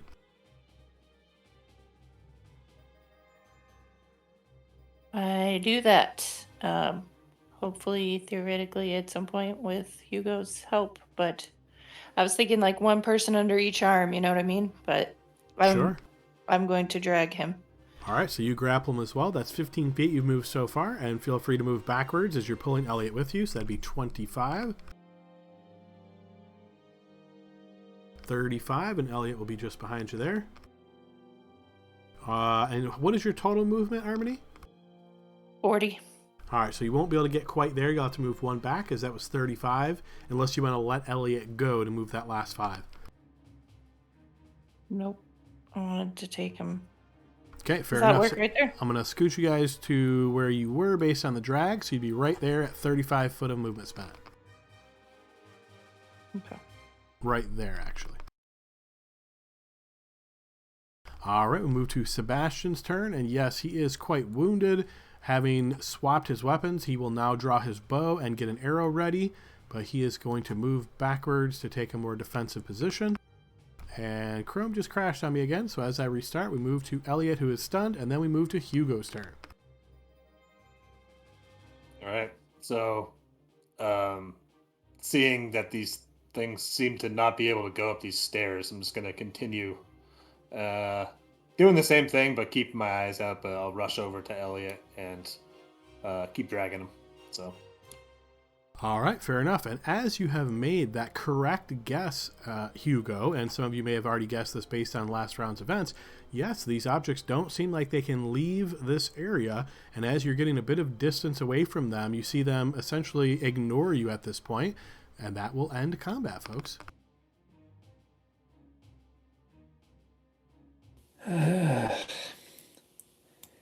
Elliot, can you hear us? I don't know. Am I still stunned? You are still stunned, yes. Stunned does say you can speak, but only falteringly. So whatever you'd like to interpret that as. Dumb frog.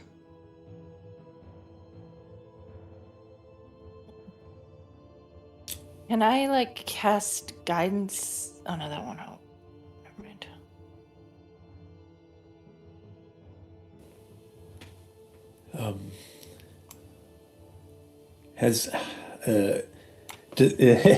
Is Harmony still concentrating on her spell? I believe Harmony is still concentrating, yes. Oh wait, can I cast a cantrip while I'm concentrating on a spell? You can, yes. Oh, that's cool. Sweet.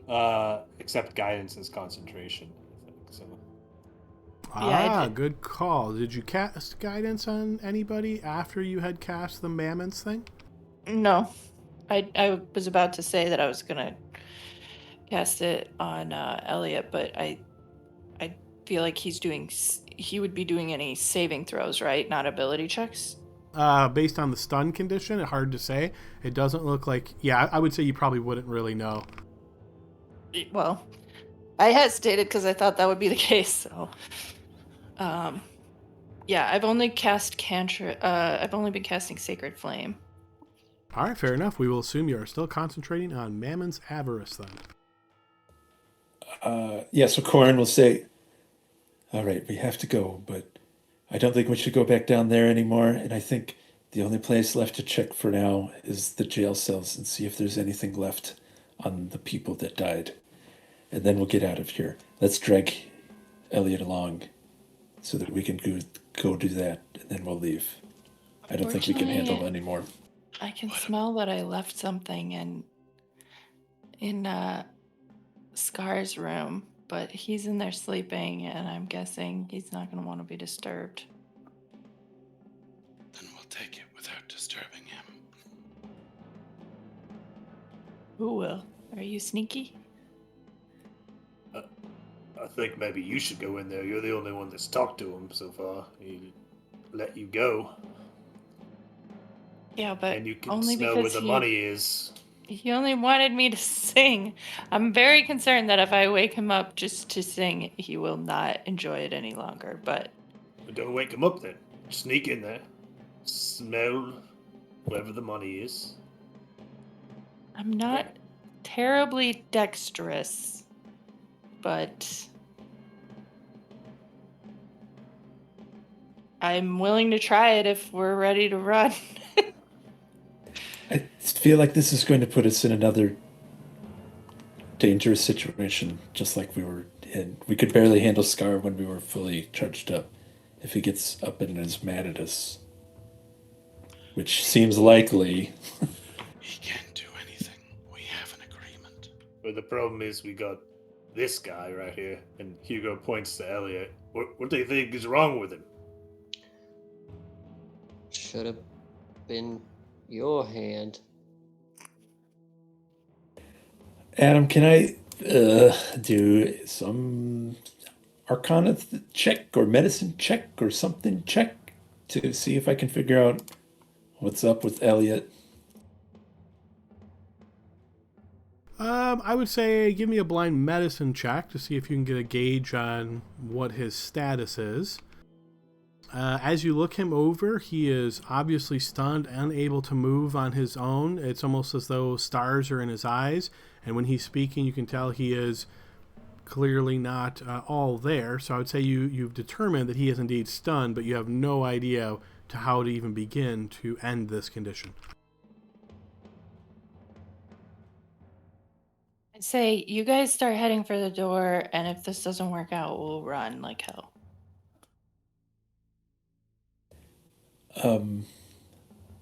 Yeah, Corin will nod at Harmony. And I guess he'll go and grab Elliot and start dragging him towards the exit. Although, I don't know, Grask, I think you'll need to carry Elliot up the rope, because I don't think I'm strong enough to do that. Sure.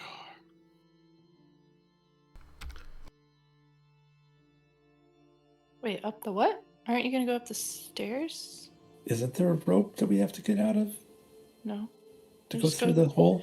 Just go through the pile of bones and go out the front door. It's not a rope, but there is a bit of a damaged ladder that is built against the wall that you have to climb to get through the trapdoor. I kept thinking it was a rope. Well, regardless, I don't think he'll be climbing any ladders anytime soon either, so someone will need to be able to carry him up. I'll carry him out. But just leave him there for now. We might have to start seriously considering if we need to leave him in a home or something like that when we get back to town. If this is just his life now, he's not going to be much use to us. I think Elliot will be fine given enough time. Maybe. Possibility. If not, we'll figure out something. Grask, I think the whole thing, though, is that we're going to have to run quickly if Scar decides that he wants to harm us because we broke into his room. Go. There's something I want to try, so But go. there's an agreement that he can't harm us. I think the agreement was we stay out of each other's way and we won't harm each other. But if we go in his room, I think we're in his way. This wasn't his room until 10 minutes ago.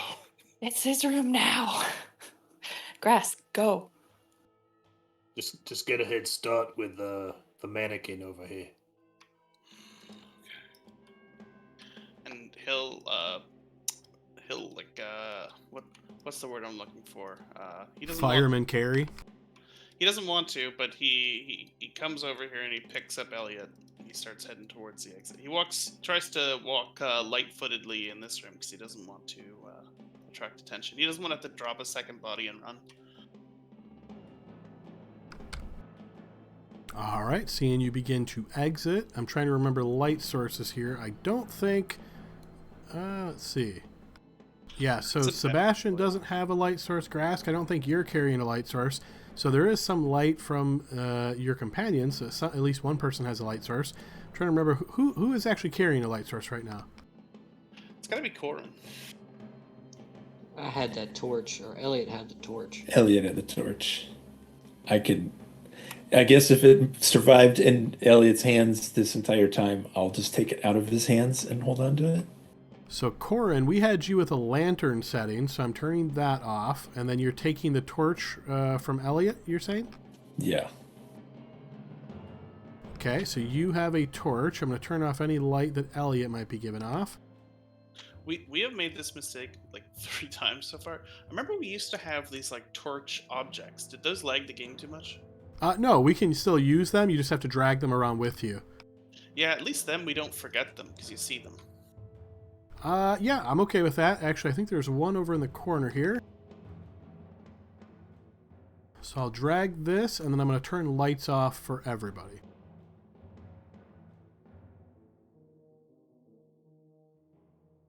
I can't move that one, but as long as whoever owns that can.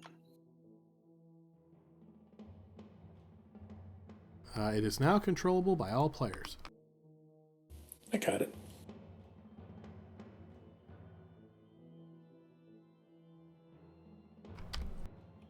Okay, let's go.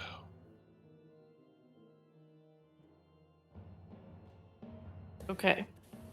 I'm If going it doesn't look like it's going to work, Armini, just run. I will. He got me last time, but I will.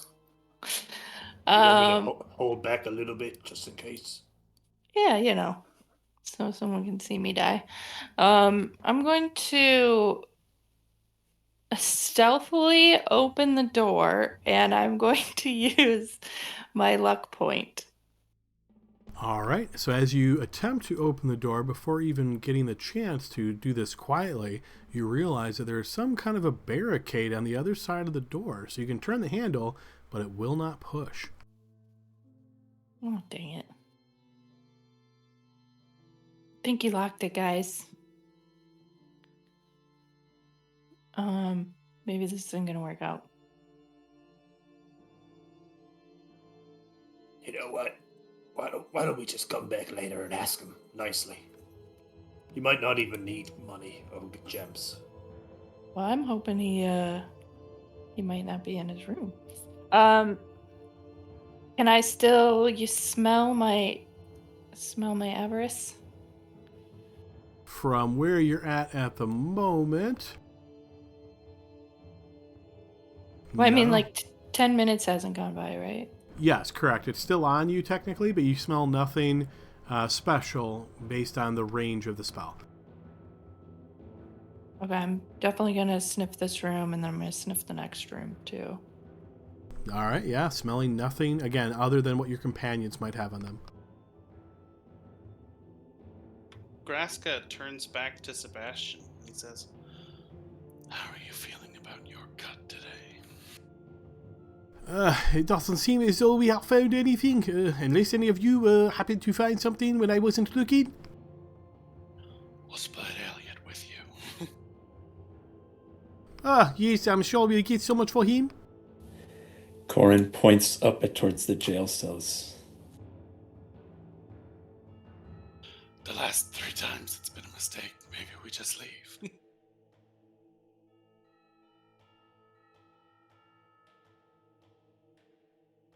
If there's anything left that we can get to easily, it's in here.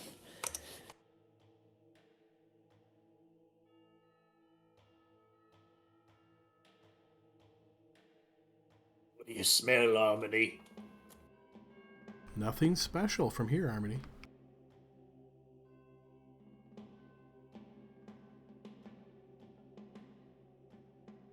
All right, so it looks like the group wants to continue exploring the prison area here. Just a quick loot sniff. Yeah, I'm trying to smell just places where I'm not expecting there to be anyone. All right, well then, quick sniff as you make your way down this area and smell in all the different cells and that sort of thing. You do not smell any kind of special metals or anything precious in this area. Damn. I guess that we go.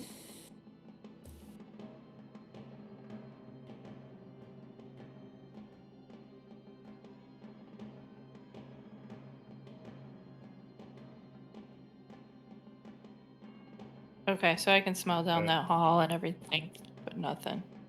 Nothing precious registers to your spell.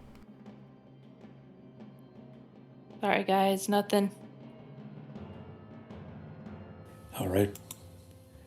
Back to town, I think.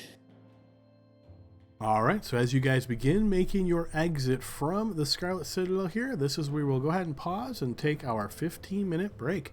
So see you guys back in 15 minutes, folks. See you after the break. Word. Alrighty, folks, welcome back to the second half of our session here. The group is currently exiting out of the Scarlet Citadel, having just gotten into a bit of a sticky situation as they pull themselves out of the main entrance and extract Elliot, who is unfortunately still stunned, and find themselves back up in the ruins of the Scarlet Citadel itself. And here's where we'll pick up. Team, what would you like to do? Hugo walks over to Elliot and gives him a nice little slap across the face. Snap out of it! You do smell bad, Hugo. Just being honest. It might take time for that to wear off. Maybe Harmony can do something when she regains a little strength. What do we do if the harpy shows up? I can't outrun it with Elliot on my back. I think we better move out of here. Go back to town. What if it shows up as we leave? You Look, keep Kimmy. concentrate on getting Elliot out. I'll manage to get the harpy to focus on me. Corin is grabbing his cotton to put over his ears. Grask also puts in his cotton. I don't think it's gonna hurt any, but Corin will look around at Elliot's stuff until he finds his cotton and puts it around his ears. I don't want him double whammied. Okay. Harmony goes over to Elliot and squeezes a good berry into his mouth, like, maybe he'll feel better after this. I don't like it. Eat it. Nope. Now, Elliot, you better get used to it. This might be the way you're gonna be fed for the rest of your life now. How do you stink, Hugo? Alright, I'll move away so you can enjoy your meal of the berry.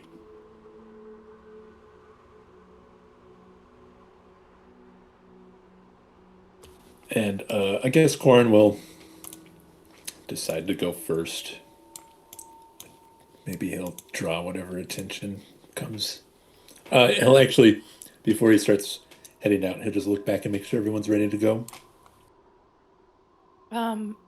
Harmony's gonna give 2 more good berries to Sebastian.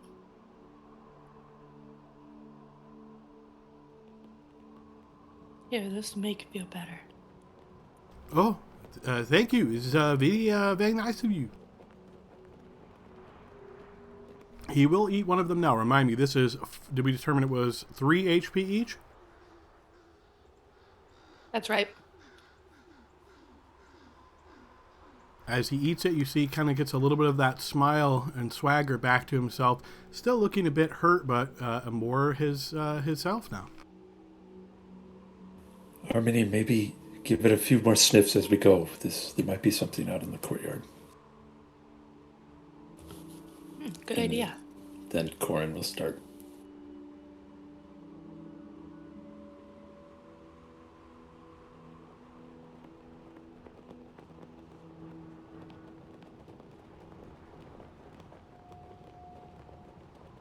Harmony's gonna put in her cotton earplugs too. Okay.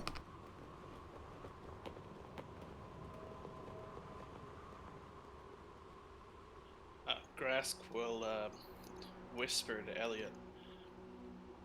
I kind of hope I don't have to drop you. That's nice, buddy. You do owe me that lizard man debt, though.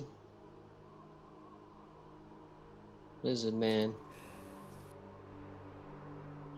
Do I really? If I left you here, would you not die? I don't know. We might be even now, Elliot. Something smells nice.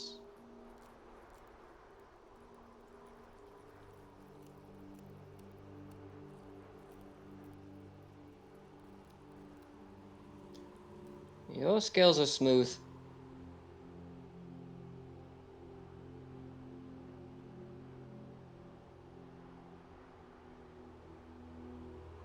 I can't tell how abnormal this is for you, Elliot.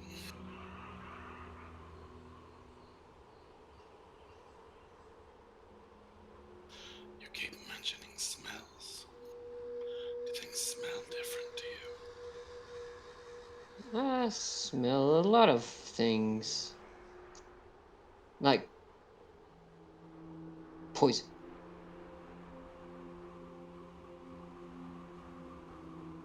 Speaking of, do I smell anything? Nothing other than what maybe your companions have on them. I don't smell any of the smells that Elliot seems to reference, do I? If it's in his stunned state here and he's just kind of rambling, no.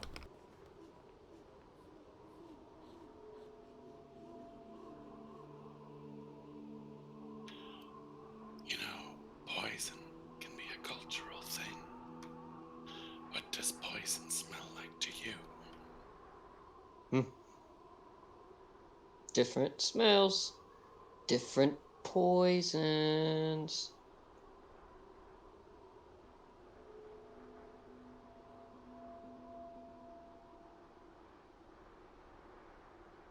Sorry, guys, nothing. It's all right. At least we know there is some in that room. The big man. Also, I found a ring.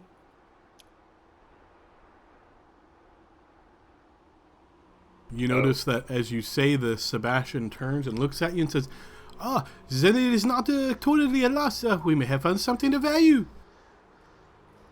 Yeah, we gotta figure out the way to get the best rate for it, given that we gotta divide it amongst us all. Aha, well, then this is not a total loss. It's just making me feel much better at going with you all.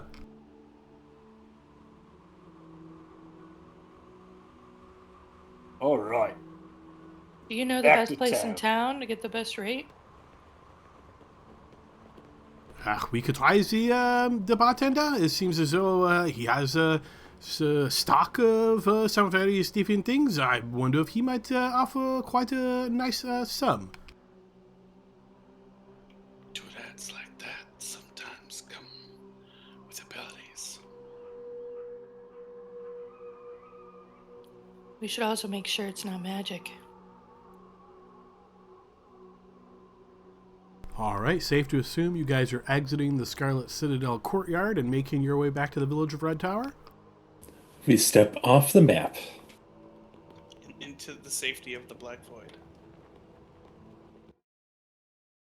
All right, you guys exit from the courtyard and, begin to make your way back to town, or the village, I should say. As usual, you know which direction you're going to be coming in from based on the location of the Scarlet Citadel. So you guys spend the couple of hours walking slowly as you're having to drag Elliot. About an hour or so into this travel, Elliot, you suddenly come to and you're able to move of your own accord. However, you can't help but shake this image of a terrifying frog always at the edge of your perception. Oh. You can put me down. Yay, my good berry worked. And I'll lower him to the ground. Woo!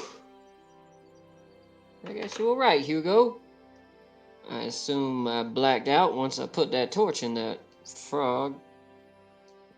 And you see when he says frog, he kind of looks off to the side and kind of gets lost. Yeah, you wanted me to put my hand in there. Imagine what would have happened then.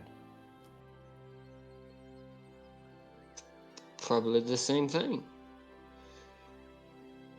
I appreciate you all getting me out of there. What happened to you? What did you feel? What did you see? Nothing. I mean, it was. I could kind of make out what was going on around me, but I just kind of remember being in a bit of a daze. What happened after I blacked out? All those torture devices came to life, jumped around, and tried to kill us. Oh, shit. Really thinking then. Did we find anything worth any money? A ring. I pull it out to investigate it while we were walking. Investigate it as in try to approximate its value or something else? Try to approximate its value and uniqueness. Give me a blind check as you look over it, seeing if you can get a rough idea of how much it's worth.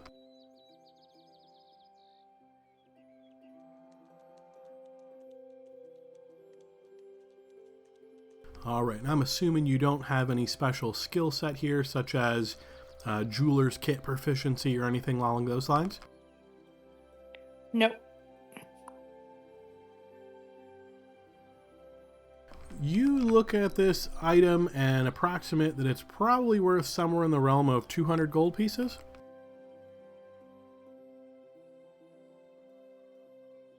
Ooh, this is a little more valuable than I thought when I pulled it out.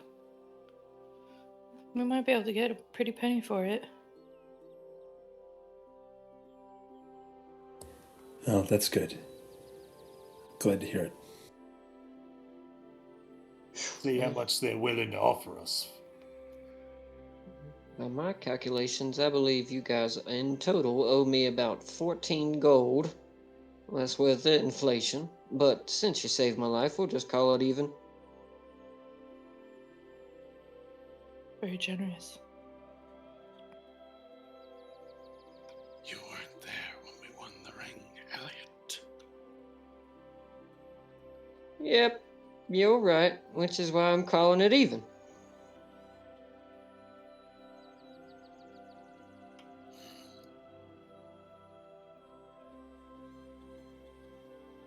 I could use an ale, though.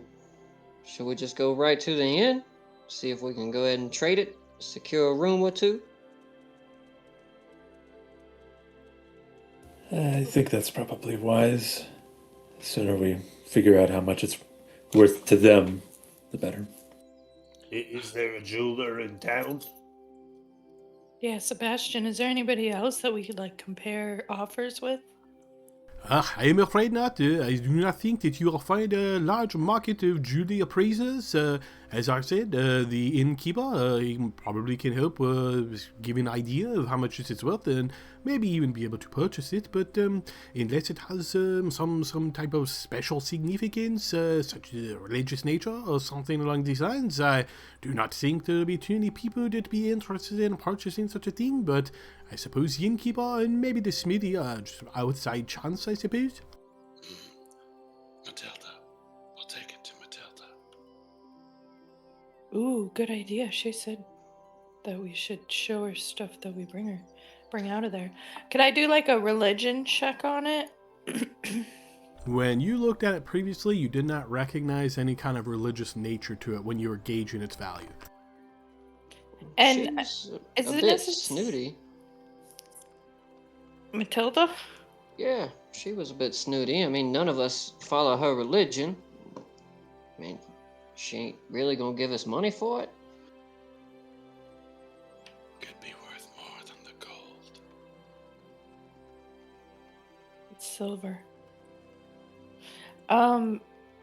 If something was magical, wouldn't I get a sense of that, or is it worth Generally speaking, you need something like Detect Magic to determine that an object is magical. If something has some kind of magical indication, such as like runes engraved upon it or something like that, then an Arcana knowledge might be able to tell you that it's likely to contain magic. But yeah, Detect Magic would be your best bet. In this case, it looks to be a simple ring. You see no kind of special decoration or anything like that. If we want to wait till the morning, I can detect if it has any magic to it, but other than that, I think we might have just made it out with a regular ring. Sebastian, are you okay if we shop around for a buyer? Yes, I suppose this would be just fine. We are going to want to recover our wounds. I assume we're here for at least the night, no? For sure. I could go for a couple days, honestly. This should be fine with me as well. I just hope that it is worth something, because so far we have come out with nothing.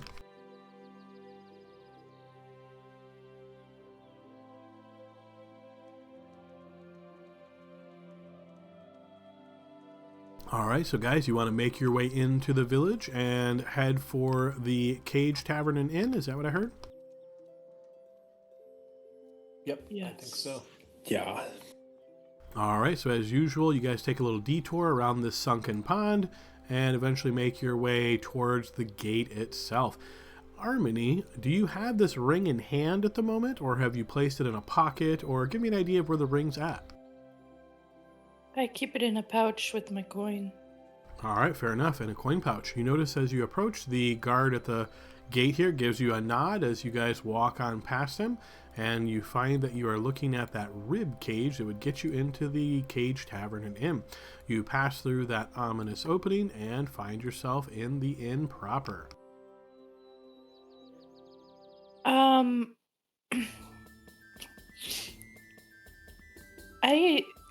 Could I ritually cast Detect Magic? You are a cleric, so I think you have to have it prepared to do that. Do you have it prepared? Oh yeah.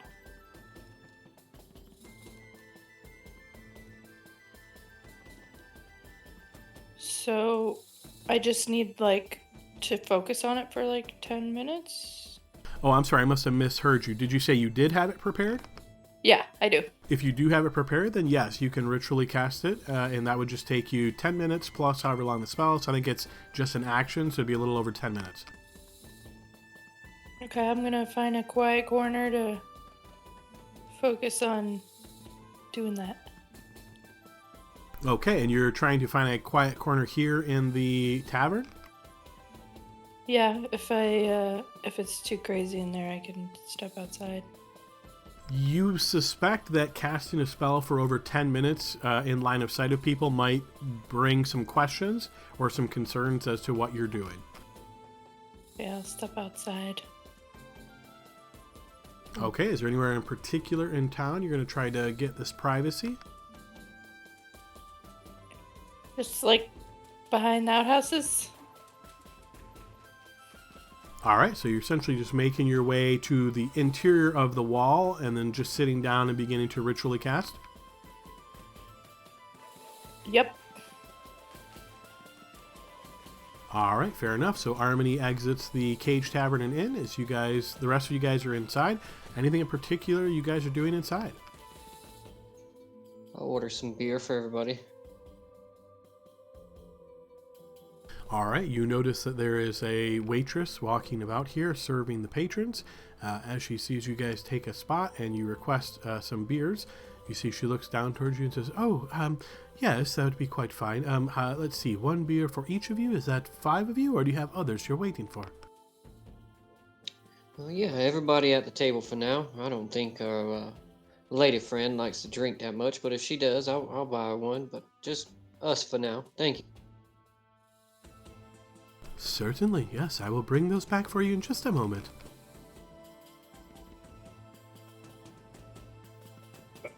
Made it out again. That's something.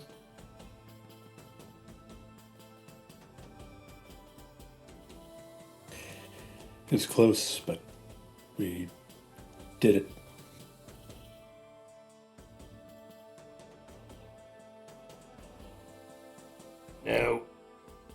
question for you all. What do you think that wizard is up to in there? I'm not sure. I imagine, is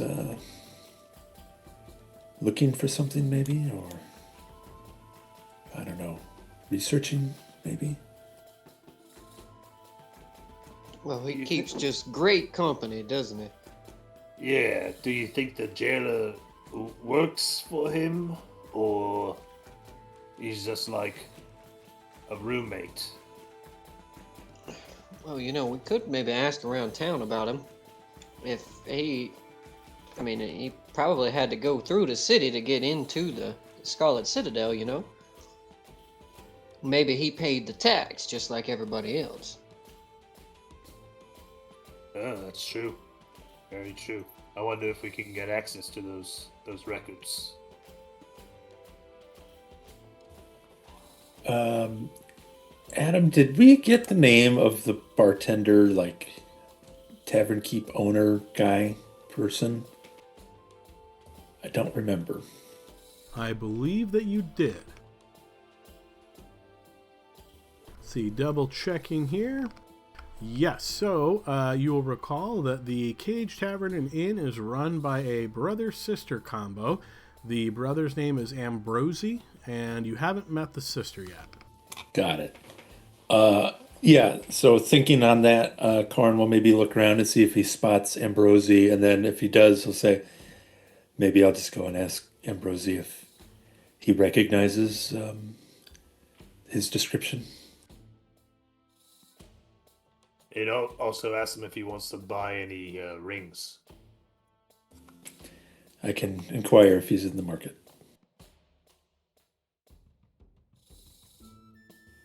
And Corin will get up and go find Ambrosi wherever he's posted up.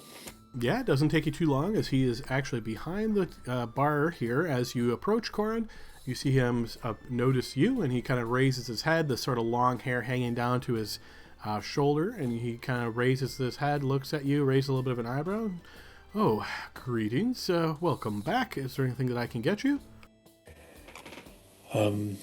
Maybe a little information, Ambrosi, if you don't mind. We ran into an individual inside of the Scarlet Citadel, and he looked like... And then Corin explains what the mage guy looked like, because I think the only thing I remember is he had a beard and looked magey, but I think Corin probably says a little more detail. Do you recognize that person, or know of anyone that might be that person? Give me a blind skill check.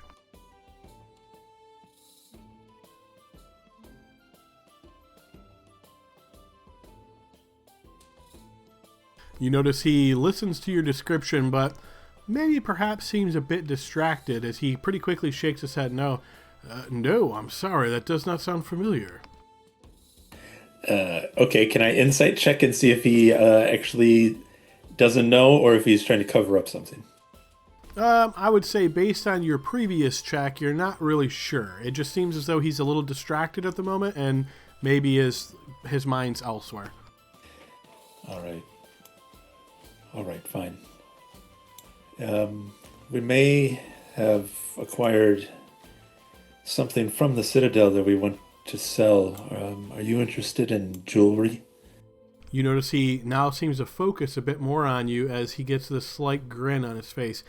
You may have acquired something? How is that possible? You either have something or you don't. I think we're investigating whether or not we want to actually sell it. I see. So you have acquired something. Yes, I am a purveyor of many different goods, and if you say jewelry, is that what you said? It's a ring. A ring? Well, yes, I hate to say, but I'd probably be one of the only individuals in town that would purchase that type of item. Yes, bring it to me. I will let you know how much I can give you for it. All right, we'll do that soon. Thank you. Not a problem. Corin will head back to the table, shaking his head. He doesn't know or didn't pay that close attention if he did come by. And about the same time you return, Corin, the waitress has come with the beers, and she places 5 on the table, and she looks towards you, Elliot, and she says, "That'll be 5 coppers." I'll give her a silver and tell her to keep it. And you see she lights up with a smile, and she gives you a curtsy as she quickly moves back towards the bar. You know, we gotta ask that tax man, 'cause he probably has a record of it. Mm-hmm. Vernon, I believe. We may want to wait until we sell the ring. I have a feeling he's going to tax us as soon as we run into him. Elliot, you gave the lady too much coin. No, she provided us a service. I didn't have to get up to get my beer. Is Grask a poor tipper? I'm gonna leave the party if he is. I can't deal with that. But the cost, you paid more than the cost, didn't you? Yeah. But here's the thing, is that because I tipped her like that, she'll remember. Next time we come in, she'll come and serve us quickly. She knows I tip well. And if we need information, well, I have somebody I might be able to goad with a little bit of gold. You know what I mean? You're paying her now, on the chance you can pay her later. Mm-hmm. You never know when you might need it. Strange customs. And he'll lean back in his chair and pick up the drink. All right, and it's about this time that the ritual spell completes outside for Harmony. During this time, Harmony, you've been pretty focused on casting the spell. You have noticed a couple people passing by. Some of them seem to give you these like odd glances, but nobody interrupts you. Once the spell completes, you can determine that the ring is not magical. Piece of junk. I go back in to tavern. All When right, I get- team. You notice Harmony enters the tavern, and I presume heads up towards the same place everybody else is? Yep, and I just like toss it on the table and go, nothing magical about it. When you guys figure out who's gonna pay the most, make sure you give me my cut. Does that mean it's not an artifact? Matilda said these things could have bloodlines in them. I mean, we could still ask her to look at it if you want, but We can get Ambrosia to give us his quote and then go to Matilda and then the smithy and just see if there's anything there. I have a feeling it will be mainly coming out of Ambrosia here. Somebody has alcohol on the mind. His name is Ambrosi, not Ambrosia. Oh, well.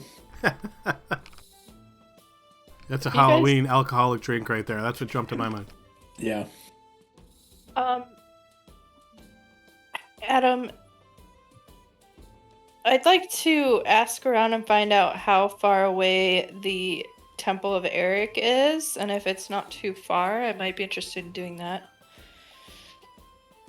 Sure. So you want to ask people here in the tavern?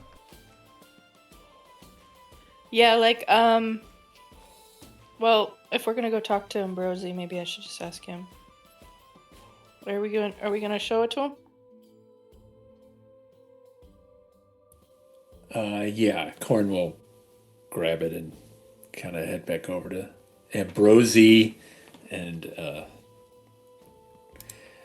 I guess hand it to him to appraise. All right, yes. And as you do so, you set it on the counter in front of him, and you see he kind of moves under the bar in a different section and kind of comes back up as he has this small monocle or focusing lens of some type, and he holds the ring up to it and starts eyeing it very carefully.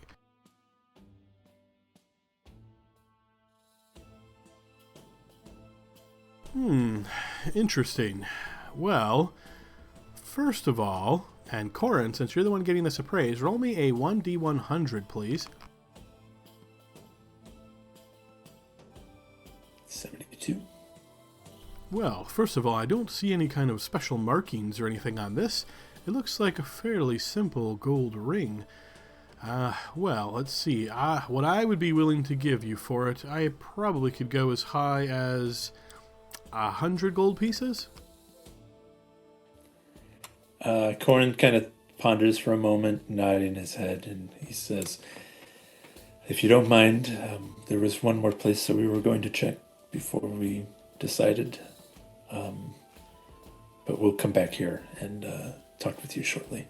You see he closes his hand on the ring as you say this, and he raises his eyes and he says, "Oh, who is it that you're going to ask, if you don't mind me inquiring?"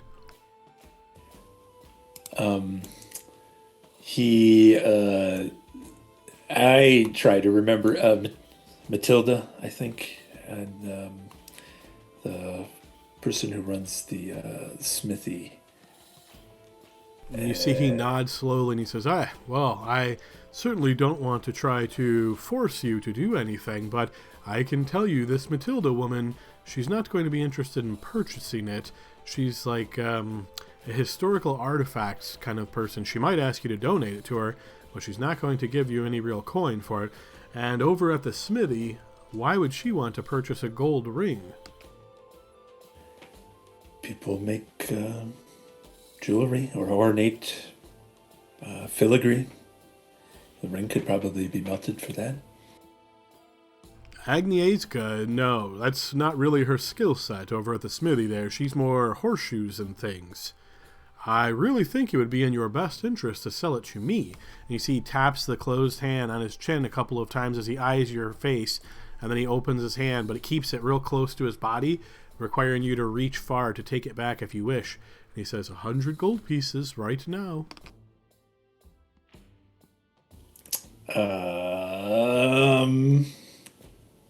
Damn. Corin would like to give him another insight check and see if I do take this back and go still shopping around, if he's gonna then lowball me after I come back at not having found anything. That might be a little difficult, but yeah, give me a blind check for insight. We'll see how well you do.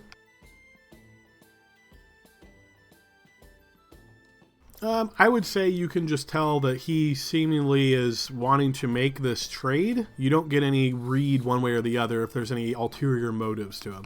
Am I close enough to hear this conversation? If you want to be, sure. I put my hand on Corin's shoulder and I say, I want to hear what Matilda has to say about it. Ambrosi, I think more so not to sell it to her, but if she has any historical significance with it, we'd like to know that. And then, as you say, I think we will come back and sell it to you, if that's all right. And you see he now extends the hand slowly closer towards you, and he says, sure, just make sure it's quick. I have some other work to do, and, well, you know, time is money and all. We'll go check with her now, and then come back shortly. Ambrosi, do you know how far the Temple of Eric is from here? Oh, yes, it is not far at all. From the southwest wall, maybe less than 300 feet at southwest.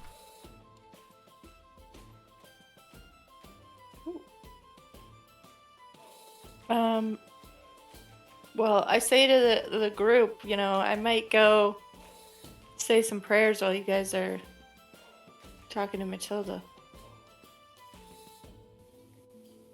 I think that's fine, Harmony.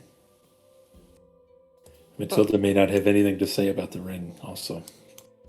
Yeah, I don't know why we're taking it to her. I mean, it's just a gold ring. We're just getting paid for its precious metal value. It's not like it's got runic natures on it or anything. Ain't worth the walk in my mind. She told us to bring things to her. Yeah, she also told us to get out, and she kicked us out of the little Citadel place or whatever the hell it was. I don't like her. Elliot, give me a quick blind check.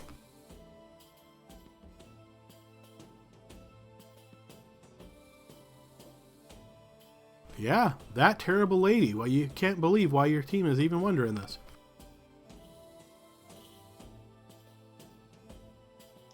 I just don't like her. She kicked us out of where? been about 2 weeks or whatever since I played this damn game, but last time, I'm pretty sure she was mean to us when we went over and talked to her. She was kind. She gave us. Are you thinking about the church lady? Ain't that the same lady? No. Well, who the hell is church- Matilda? How did we meet Matilda? Matilda's the historian, the one who gave us tea. Yeah, she's the one that knows about the Citadel and about the Oh. items inside of it. Yeah, she's the one who asked about our bloodlines, right? Yeah. Well, at the very least, we could use this to make the innkeep pay more. Say, oh, there's another buyer. You know, he won't know. So, let's find out.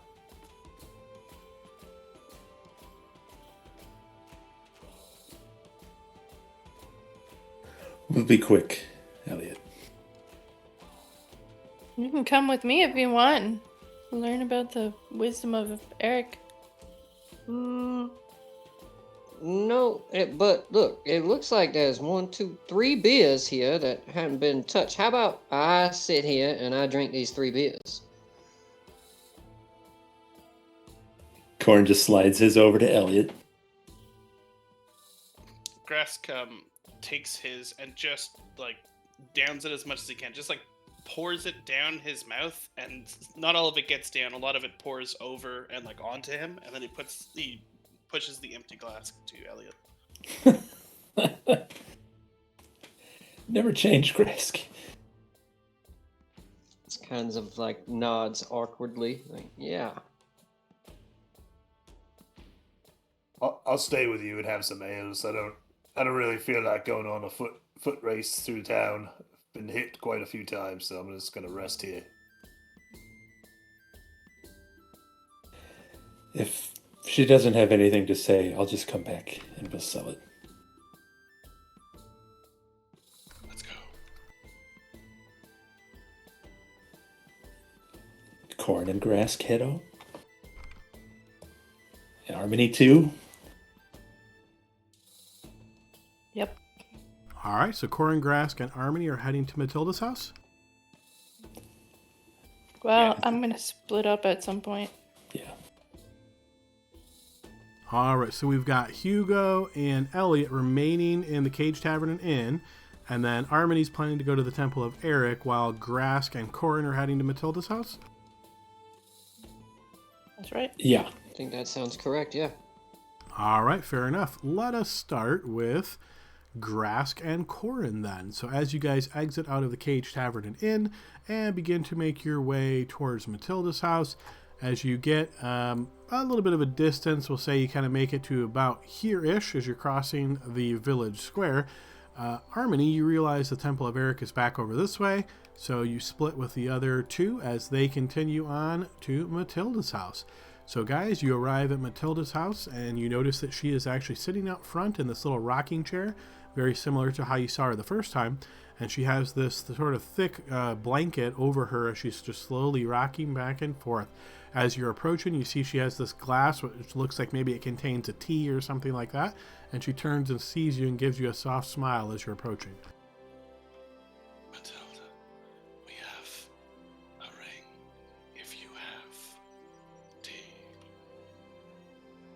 Oh, please, yes, come in. I can get you some tea.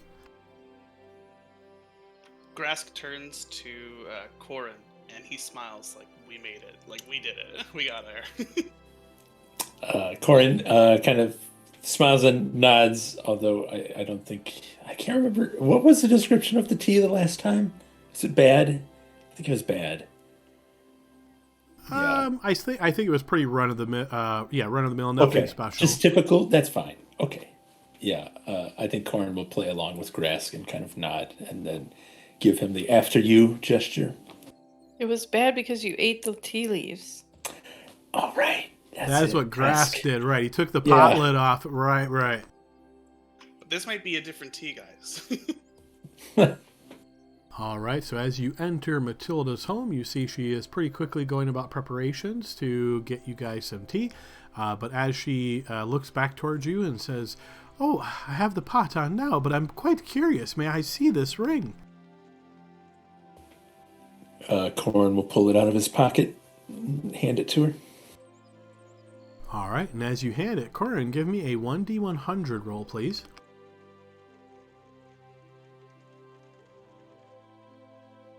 You see, she looks at it very carefully, and she actually holds it up and above her head as she turns her eye, and you almost notice like a strange twinkle in her right eye as she's looking at it very carefully, just kind of moving it a little bit back and forth as though she's rotating it, and she lowers it back down and says, "Oh, it is very pretty, but I'm afraid it has no special significance."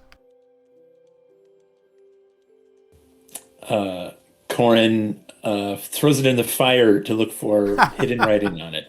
No. He says, "Well, that's fine. We just wanted to make sure before we sold it." "Yes, no, I understand. Here," and she hands it back to you. Says, "Tea will be ready in just a moment." Corin will nod and put it back in his pocket, and he'll say, "While we're here, do you remember or have heard of a person who goes by the name of Usalex or Ukalex, whatever his name was, Ushlax. who looked wizardly?" And you notice she gives you a slight smile and she says, "Oh, Ushlux. Yes, I am familiar with him, in fact. What are your questions of Ushlux?" We ran into him down in the Scarlet Citadel. Any knowledge you have would be appreciated of him. The man seemed insane.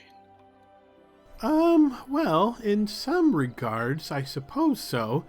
Well, you see, Ushlux is a blood cultist. He is a follower of... are you familiar with the Cold Rider? Are we familiar with the Cold Rider, Adam? You could make a religion check here if you wish. I would love to.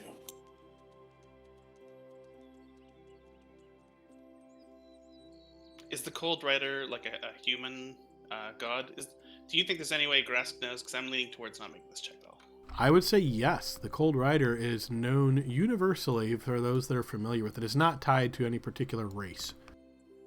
Okay. Do you want me to only roll if I have proficiency in religion? No, you can roll it. I'll take your total oh no, score. sorry. Don't take that one. Let me do the blind one. Yep.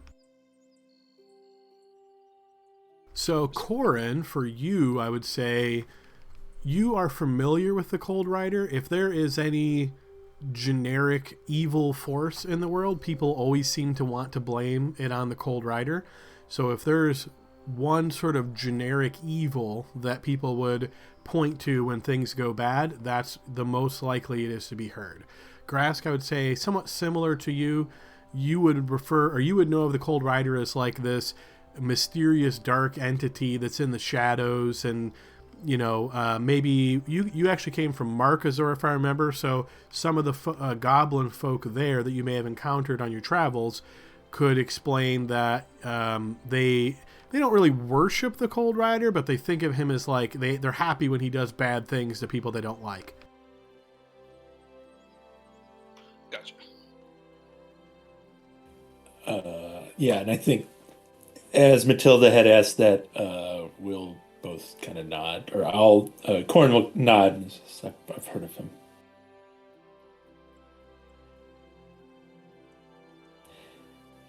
So he's a worshipper of the Cold Rider? Well, worshipper may be a bit strong. He is a proponent of the Cold Rider, meaning that he seeks to learn more about him. You see, the Cold Rider has always been a very mysterious force. He is often depicted as being a dark horseman at the edge of your vision, something you can never truly perceive. Ushlux had come to town some time ago and was doing some research, and he did come my way and ask a few different questions, and I could sort of tell, based on the nature of his questions, that he wasn't just your typical run-of-the-mill adventurer. Do you mind if we ask what his questions were? He asked many questions about the Scarlet Citadel, in fact, and wondered if there was a particular association in the Scarlet Citadel. It seemed as though he was looking for somebody he could learn from. I got the impression he was looking for a mentor in these blood arts. Interesting. We talked with him briefly and made an agreement that we wouldn't bother him if he didn't bother us. Do you think he'll hold up to that? Or did you not get enough of a sense of who he was? It's truly hard to say. I only spoke with the man a couple of times. I guess my impression would be that he would likely keep his word because his research is of the most importance to him. So as long as you're not interfering with his research, I can't imagine he would go out of his way to try to do you harm. Oh, fair enough. Thank you for the information. Yes, and here is your tea, dears. And you see she pulls the pot out and begins filling up a couple cups for you guys. Grask smiles and eagerly takes a cup. Does it taste the same as last time? It's a bit different this time. Maybe it has a bit more honey in it. This is better tea. And you see she smiles and actually gives you this like soft pat on your forearm. Alright, and as Corin and Grask are enjoying some tea in Matilda's house, we'll flash over to Harmony, who you make your way down this sort of path to the southwest portion of the gate, pass through the little watchtowers here, as you notice a couple of guardsmen just kind of eyeball you, but they don't hassle you or anything. You pass by this orchard, which looks like it has quite a few different bushes, all currently with bearing fruit, and a couple workers kind of walking back and forth. Pass by this farmland area, and you approach a very simple building outside here. It looks large and airy, as there's many different openings to the building, and it doesn't look like there's really doors. You notice there's like a front archway, and if you kind of circle around a bit, you can see a back archway as well, but no actual doors. Okay, I pull out my oak branch that I carry with me and step inside to find a place to speak with Eric. All right, as you begin to enter this presumed temple of Eric, I would like you to go ahead and give me a blind check here, Harmony.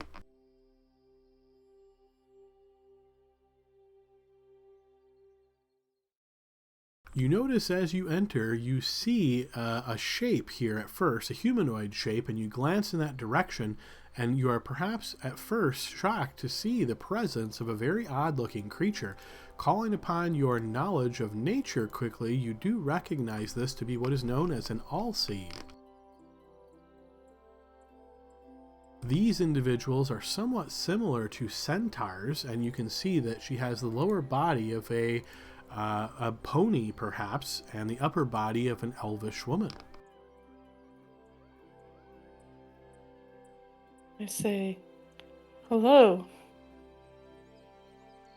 And you see she turns and gives you this smile, as she doesn't seem like she is wearing much in the way of attire here. And of course, even though this image shows a bow and arrows, she doesn't really have that, at least not at hand at the moment. You see she turns towards you and gives you a bright smile that falters very quickly, and she says, "Greetings. Welcome to the Temple of Eric. Are you a practitioner of the arts of Eric?" Yes, a recent convert. I previously was a follower of the daughter, Laramie. I see. Well, his home is open to you.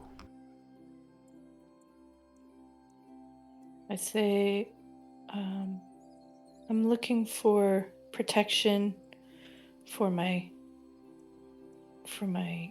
group as we venture into the Scarlet Citadel I really need Eric's guidance and protection at this time. Guidance you may find here, but I'm afraid you won't find much in the way of protection. For nature is as it is, and it is in each of us to walk with nature and persevere. Well, hopefully I can protect the nature, the elements of nature in my quests. And you see she smiles once again. Would you like me to lead you in a ritual observance to Eric? That would be lovely. And you see she approaches and you hear the sound of the hooves on the wooden ground here of the temple as she gets a bit closer and kind of kneels down, her legs backing down, sitting almost like you'd see a horse sit. And she just looks at you carefully in the eye and holds out both of her hands, asking you to take them. I do. All right, and you hear her begin to sing in a voice, or a language, I should say, that sounds somewhat familiar. Do you happen to speak Sylvan? Let me see here. Is that the Elvish? Oh no, I do No. speak Sylvan. Yes. All right, then you understand this perfectly. So Sylvan is the language of essentially woodland creatures. And as she sings this, it's sort of, again, very ritualistic. It's a slow, sort of repeating tone kind of thing. You hear her mention Eric by name multiple times, using his more colorful title of the Old Father of the Forests. And she mentions many things about the guidance of the oak tree and looking out for what is to come and avoiding weather, a lot of these types of things. And this takes about 5 minutes or so. And once she's finally done, you see she opens her eyes back, raises both of your hands above both of your each other's heads, and kind of gives them a little bit of a shake. And as she lets your hands go, she kind of just waves hers back and forward and then brings them down back to her midsection. And she gives you another smile and says, "Go with Eric's guidance." Thank you so much for your assistance. You are welcome here at any time, sister. Hopefully I'll return soon enough. And you see with this, she begins to stand back up as she rises to her 4 legs and trots back over to one of the corners where it looks like she's doing some kind of gardening inside, as there's like a potted area where there's some soil and a raised kind of planter. I ask her if there is any... I don't think I've procured mistletoe yet, so I'm going to ask if there's any mistletoe in the area. And she gives you a warm smile and says, "Yes, of course." And you see she moves off to another corner and starts moving through these different bags and things that are kind of hanging on the wall here. Some of them look to be decorative. Much of it is plant material. You can see some of it looks like looped, bended waves of grain and things. And she does indeed pull out some mistletoe from this section. And she approaches and hands it over to you. And she says, "There you are." Thank you very much. Is there anything I can give in return? Just yourself, whenever you wish to come back. Bring your curiosity, for I love to teach others of the warmth and generous nature that is Eric. Indeed. Blessings to you. And to you, my sister. And I'm gonna head out. All right, and as Armony exits the Temple of Eric back at the Cage Tavern and Inn, as both Hugo and Elliot are sort of taking on a couple of drinks each, as the rest of the team didn't necessarily get to their drinks, you guys can notice that the tavern itself is fairly busy as more and more people seem to be making their way inside. It looks as though it's going to be a pretty busy day or night, as you guys are probably about midday at this point in time. Think of it as like afternoon. You can see a lot of different folks ordering drinks and people kind of coming and going. And it seems as though Sebastian is still in here as well, as he goes up to the counter, has a couple words with Ambrosi, and then eventually makes his way back to you all, taking a seat. And he looks and he says, well, my friends, I must say that this first adventure was, I had kind of, got my ass kicked. Very unfortunate, but I am feeling good about going back. I think that we have cleared out the worst dangers there, and we have obviously learned many things. Hopefully, we will find that we are better suited for the challenges ahead. If you feel okay getting your ass kicked, I'll let you handle that part of the business, and I'll just stay a little bit farther back then, alright, Sebastian? Ha! Well, I must say, I did not expect to get hit so hard from a rack, but then again, I did not expect a rack to move. I think the lesson is to expect the unexpected there, because we haven't seen the same thing twice, and it's always been dangerous. I think you are right, and I must tell you, from my experience dealing with other times and other parties, the hardest thing is the communication. Like, do not know when we are going to run, or when we should double down and expect to push on. These kind of things make it very challenging. I was actually just fine until I tried to step in and grab Mr. Elliot here, and, well, as you saw, I got hurt quite bad. But, yes, perhaps we should do better as we learn each other's skills and talents and know what it is that we are going to be doing. Hopefully, we will become a very good team. Yeah, we survived this far. While they're talking at him, can I do a good little scan of the busyness of the tavern patrons? Does it look like there's any adventuring groups or anybody that looks like well equipped to like go into the Citadel? Not groups, but you do notice someone that you haven't spotted here before, sort of sitting in an area of the bar, like a corner booth, you might think of it as, with this dark hood kind of pulled up, and seems to be pretty outfitted, like belt across the upper midsection that seems to contain a large buckle, and you also imagine maybe it has some sheaths for daggers, that sort of thing. There's a large bulge underneath the top of his cloak, so whatever is just underneath there is obviously making some kind of an impression in the cloak, but hard to make out exactly what it is. And as the figure moves and grabs onto like a glass here and there, you notice the shoulder areas seem to be covered with metal armor.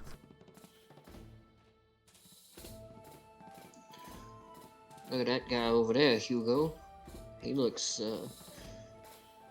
strapped and ready to maybe go into the Citadel.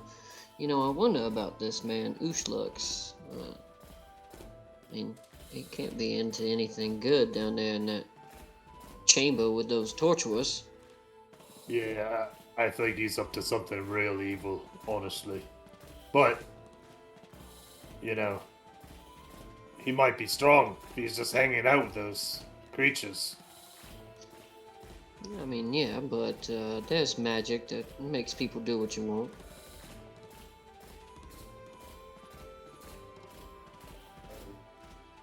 I think until we get more information, we're just going to have to try to avoid him. Well, I agree with that. Should we talk to that man in the corner, though? I mean, the more the merrier. I'm gonna grab one of my beers at him, and I'm gonna pop off my chair, and I'm gonna walk over to where he's situated. You notice he doesn't even raise his head, and you see just his hand lifts up and points towards you. What do you want? Well, you're awfully brooding here in the corner. Look, man, I couldn't help but notice you got that bulge coming out of your back, and I mean, although you may have some kind of mutilation, I assume you're strapped with a crossbow or something similar. Judging by your armor plates there, I can also tell that you are outfitted for battle. So, you know, we can skip the pleasantries if you want. Me and my friends just got back from the Citadel. What brings you here? Minding my own business, which is what you should be doing. Yeah, probably. Especially with how, once again, very brooding. Very brooding, yes, yes, yes. But let me ask you a question. If we could pay you a little bit to come with us, could we use those big brooding muscles of yours to help us push past a few people inside? You notice the head actually raises now, and you can see there's like I'm not even sure what the official term is for this, but think of it as a cloth that goes across the mouth. And so there's where the hood ends, there's a gap where you can see sort of like eyes and the bridge of a nose. And then there's this cloth face covering. So it's a very narrow area, but you notice the eyes seem to be penetrating as they are deep gray. And as they look towards you, you see the head just kind of moves back and forth in a very slow motion. You can't afford me. Well, that's awfully general of you. I mean, why are you here? I mean, you're not with anybody else. I mean, you're obviously looking to get hired on by somebody, or are you just passing through? You notice the head lowers back down, and you see it with his hand, it just motions like dismissing you. Well, look, if you change your mind, you up for a bit of adventure and perhaps a bit of coinage, well, we'll be over there at that table, and I assume you'll stay here in your dark corner. Now, have a good day. You hear no response as you back away and rejoin your friends. When he looked up at me, Adam, and I could see his eyes, was there any distinguishing features or like an amulet or anything that I could make out from looking at him dead on? Give me a blind check.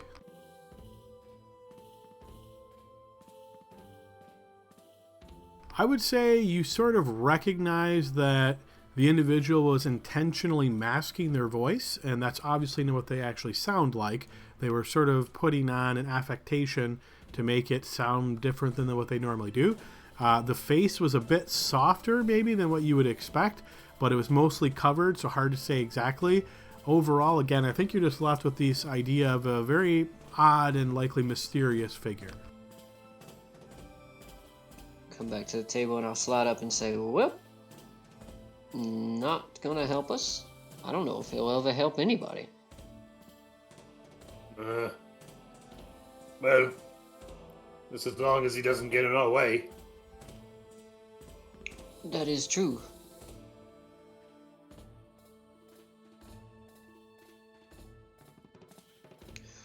Well, let me ask you, Hugo. I mean, obviously down into this dark, deep dungeon is treasures and riches, but is that really why you're going down there? I mean, are you really just risking your life for maybe a couple hundred gold? Well, I've been doing that for a while now. Whether it be here or back in the city. And, I figured onto greater challenges, greater rewards. Well, as a man who was running away, I kind of could notice that you were also running away. So look, man, I'm not here to judge you, but if we were to go back to Proudglaive together, would you get in trouble? I honestly can't say. Fair enough. I can't say the same over here about myself. I mean, there's a chance I could be arrested for abandoning my post, but I mean, I gotta see what's going on with my brother, and you know, my guess is he's down there somewhere. Well, let's find him. And, I'm happy to reap the rewards along the way. All right, Sounds like and a as you plan. guys are having this conversation there in the Cage Inn and Tavern, I think it's safe to say, Harmony, you were planning on returning to the Cage Tavern once you were done at the Temple of Eric? Yes, that's right. But along the way, I fill up my herbalism kit with anything that I. sort of odds and ends things. Sure, yeah, there doesn't seem to be anything in this, spending just a moment looking around in the woods here. Anything that looks to be of particular value, but you can assume this is sort of the generic stuff that makes your herbalism kit work. So yeah, you kind of just spend a little bit of time snipping some things and adding it to your collection here. How about Grask and Elliot? After speaking, or not Elliot, I'm sorry, Grask and Corin, after you guys spend a bit of time with Matilda, speaking with her, drinking the tea, are you guys also heading back to the Cage Tavern in it? I had a question about the town. You see she looks towards you and says, yes, of course. We may be spending the next couple of days waiting around, resting. Is there anyone who could use me? I need something to do during that time. And you notice she stops to think for a moment and she says, well, I suppose that depends on what type of skill or work you're hoping to do. I'm strong.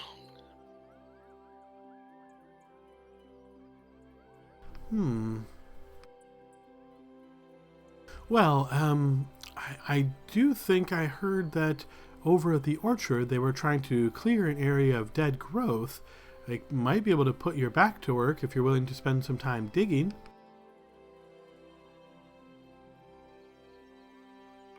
That might do. Thank you for the tea. Oh, yes, it is my pleasure. Please come back any time. Do you mind if I finish it? And you see she picks up the teapot and kind of pours the last little bit of it out and says, oh, I'm afraid that's all there is, dearie. Grask's eyes are like locked on the teapot as it moves away. All right. She wants to eat the leaves to herself. He knows the truth.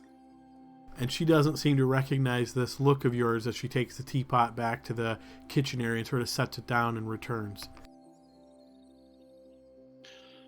Was there anywhere you wanted to stop, Corin? I think I'm good. Maybe we'll just take a peek and see if we see Harmony coming back, but otherwise I think we can just go back to the tavern. Agreed.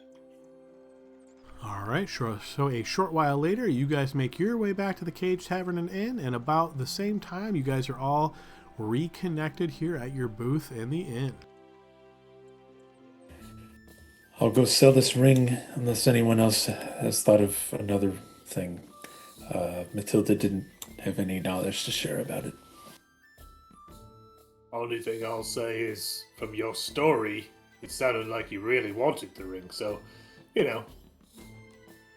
maybe make him pay a little bit higher than what he offers you, first off. It might be difficult to get even the original amount. I'm not sure how shrewd a businessman Ambrosi is. Let's see your negotiating skills, Hugo. I'm deep in the cups at this point. I'd rather leave it to Corin. He knows what he's doing. I'll go see what I can do. Maybe I can convince him to pay a little more. Maybe not. Adam, you said it was busy now too, right? It is, yes. Does Ambrosi look like he's in the middle of rush hour for the tavern right now? You get more of the impression of sort of like a somewhat interested supervisor. There's three waitresses moving around taking orders. They all look busy, like sweating. You can see sweat stains on their clothing as they're doing everything they can to keep up, but he's just kind of behind the counter looking at some paperwork, occasionally looking underneath the counter, and every now and again just kind of scanning across the common room here. He looks very much at ease and relaxed. Okay, good. Sorry, Grask, were you going to say something? I was just going to mention that I could try and frighten him if it would help. If we think he's giving us a raw deal, then increase the wheel. Maybe we'll just...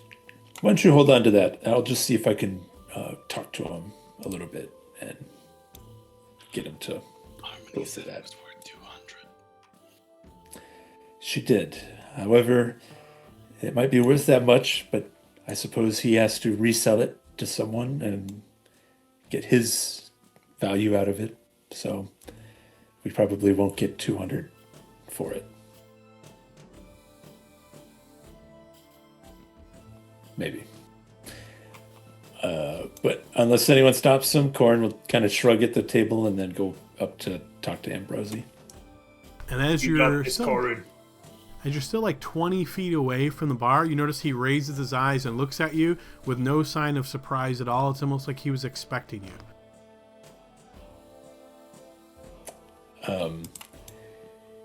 Yep, and I think Corin, he doesn't look sheepish or anything, but he does kind of shrug when he sees that look, and he says, Matilda didn't have anything enlightening to say about it. I didn't bother with the blacksmith.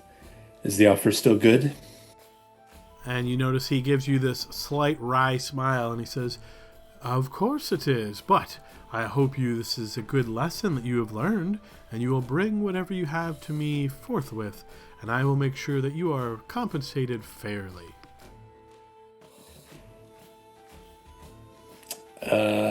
Corin kind of pauses for a moment before he responds to the lesson, and then he just kind of nods. I don't suppose we can talk you out of any more money for it. And you see he kind of chuckles slightly. "Well, I'm already giving you quite a good deal. How about a round of drinks on the house?"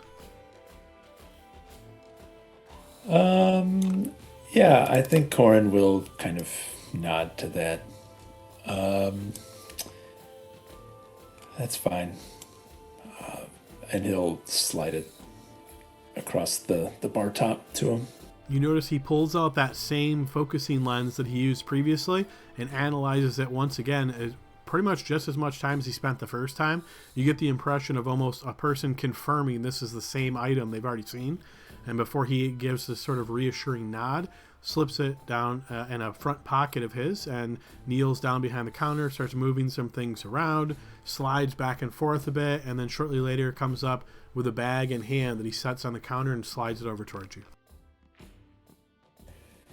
All right, Ambrosi, thank you. We'll bring more things to you as time goes on, hopefully. I look forward to it. You see he snaps his fingers, gets the attention of one of the waitress, and he points at you and points back at your table, and you see she gives a nod. Thank you for the round. And he nods and he says, "Yes, enjoy the drinks, my friend." Corin will go back and sit down and he'll say, I didn't press him too hard on giving us extra money for now. I think there's a good chance that we'll be visiting him more often, and depending on the things we bring by, we might be able to squeeze more money out of him for those times. But for now, he did get us a round of drinks at least. And then,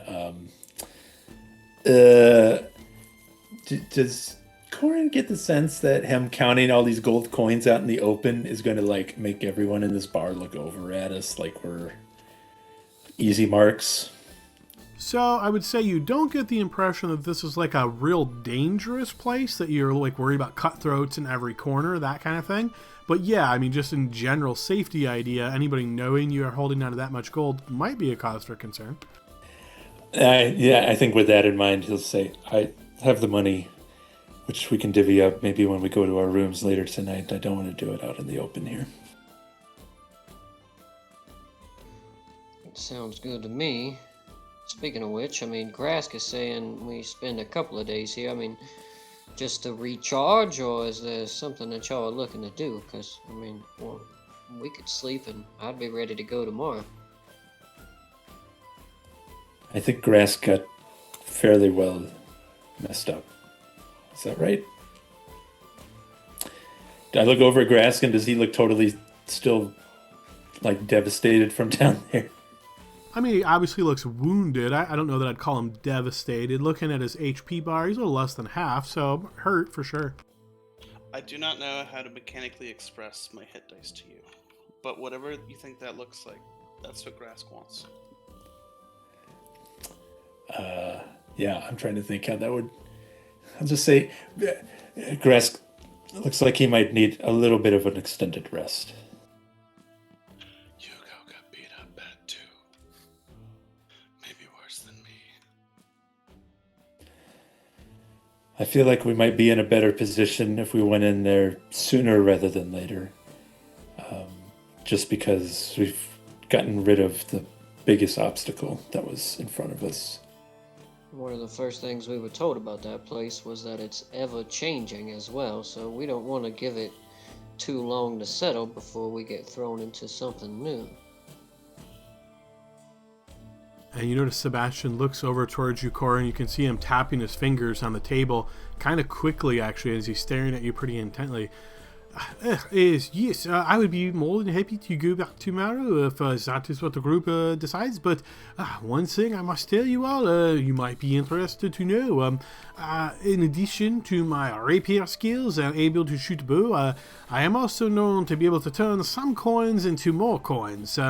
If you're interested, maybe you give me some of that money now, and I will make those coins dance and turn them into more. Gambling? Is it really gambling when you always win? I don't think so. If you always win, why are we having to have you come along with us and try to kill monsters? For You know what I mean? adventure, my friend. Yes. You know, if you had all the money in the world, what you gonna do? You still want to have the excitement of the adventure in life, no? Where does one gamble in a town like this? I mean, in here, you can pull out some dice and invite some people over, or is there like a gambling den that you know of? No, it's here. You just have to know the right people to speak to and how this is done. Trust me, I'm very good at this. I know how to get the people and find those who have the coin to spend. And yes, we can make it a very interesting night. You all said that you are looking for money. This would be a good way to turn some of those coins into more, as I said.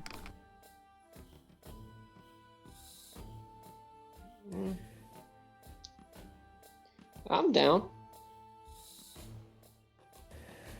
I'd be willing to give you some of my money if you think you can turn a profit, Sebastian. Not me. I don't trust anyone that says they never lose. Someone always has to win. Not all the time, though. I'll just take my share. You guys can gamble with it. Yours if you wish. I'll take mine too. Fair enough. This seems like more of what Elliot was doing earlier. You give someone money so that they hopefully get some from them later. You just did the same, Corum. You let him get a way better deal.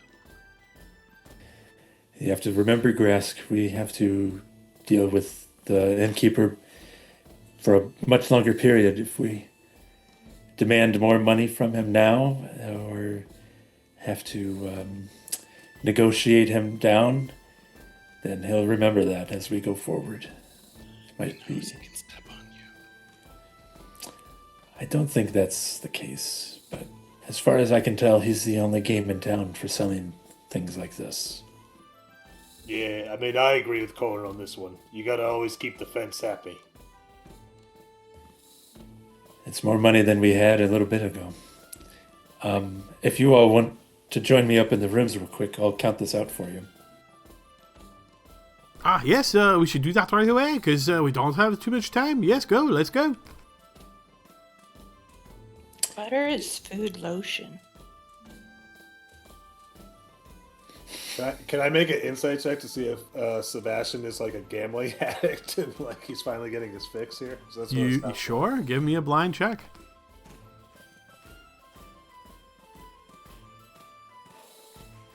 I would say your initial suspicions are fairly spot on there. You feel your initial gut reaction as you're looking at him, everything seems to line up with that guess. So I'll slide up to Corn as we're like getting ready to go up to the room and be like, "You might want to be careful. Don't give him too much. It seems like he might have a lot of risk in him." And I think Corn will kind of whisper back. I wasn't planning on giving him very much, but maybe a little extra that he'll enjoy his time tonight.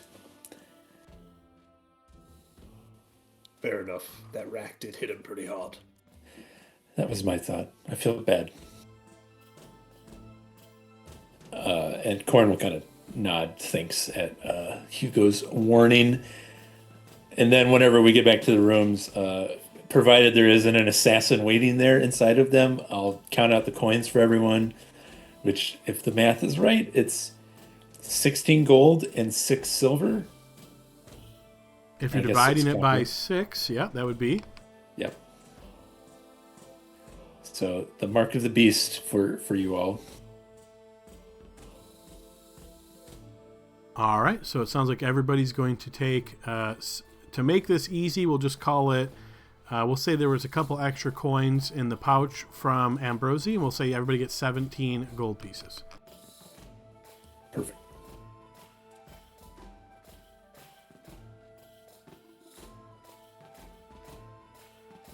And I just pass over 3 gold coins to Sebastian. It's not much, but good luck.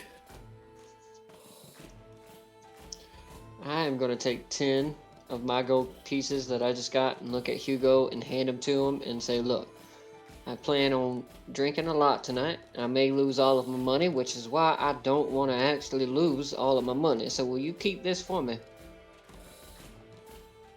You're giving me 10 gold. I'm well aware of it. Will you keep it?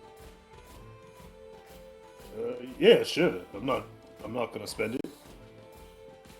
Because I will if I got it on me. Sebastian, where are you at, man? Let's go roll some dice. Is that what we're doing? Oh, you wish to play as well? Are you skilled? Do you have the talent for the dice, or are you, what they say, green thumb? I have talent for everything. Oh, well, then you and me, we shall go gamble, see how it is to be fair, and never know, maybe we'll need extra rooms if we do very well. Some of those ladies down there look very interested. Man with money in his pouch, very easy to find friends.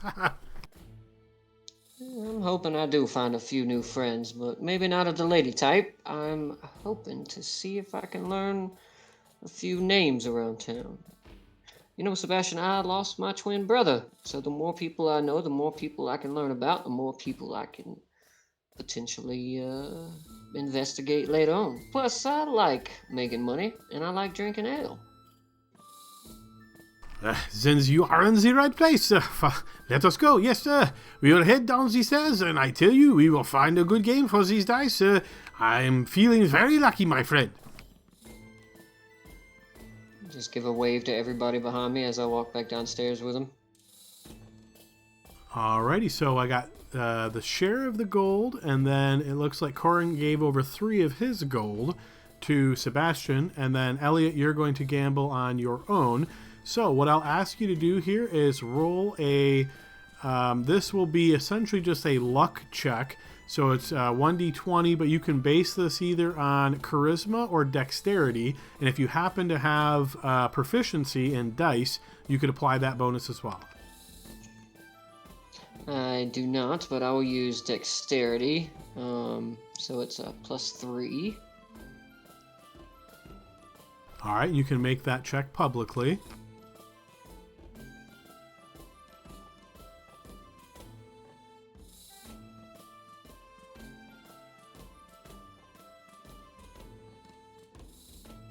All right, so you spend perhaps a half hour or so as you walk around with Sebastian. You see he's kind of very flirty and talkative and charismatic, and he strikes up conversations with people, and he certainly has a way with conversation as he keeps talking to different people. Eventually, you do find yourself in a dice game, and as you're rolling, you are just shocked to see that Sebastian luck, his luck seems to be off the charts. Like, he's winning almost every roll.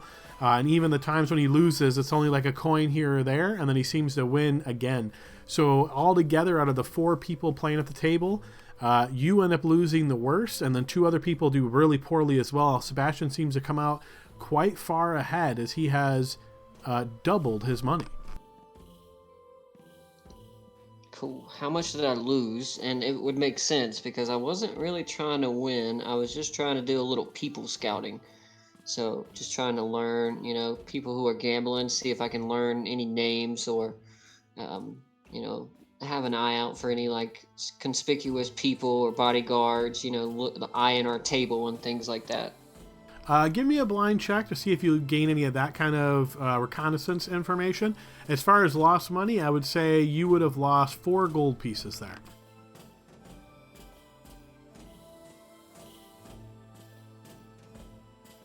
It doesn't seem as though there's anybody...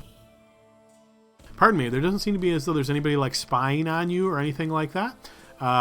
There's a lot of different colorful characters here. The vast majority of them you don't really think of as being like the adventuring type. They're mostly just the villagers here that live in Red Tower. Occasionally there's a couple folks you might place as like merchants and maybe even a couple travelers, but really nobody that you look at as being heavily armed or anything along those lines. So yeah, after this bit of gambling, you notice Sebastian kind of goes on his own way as he seems to continue this winning streak, and you notice that as you're losing really badly, it's not that he dislikes you, but it's almost like you might get the impression that he's superstitious and doesn't want your bad luck to rub off on him, so he like quickly tries to make a break for it. So as we are at the end of our session time here, guys, we will go ahead and end our session tonight. You will obviously be getting a long rest, and each of you has leveled up to 3, of course.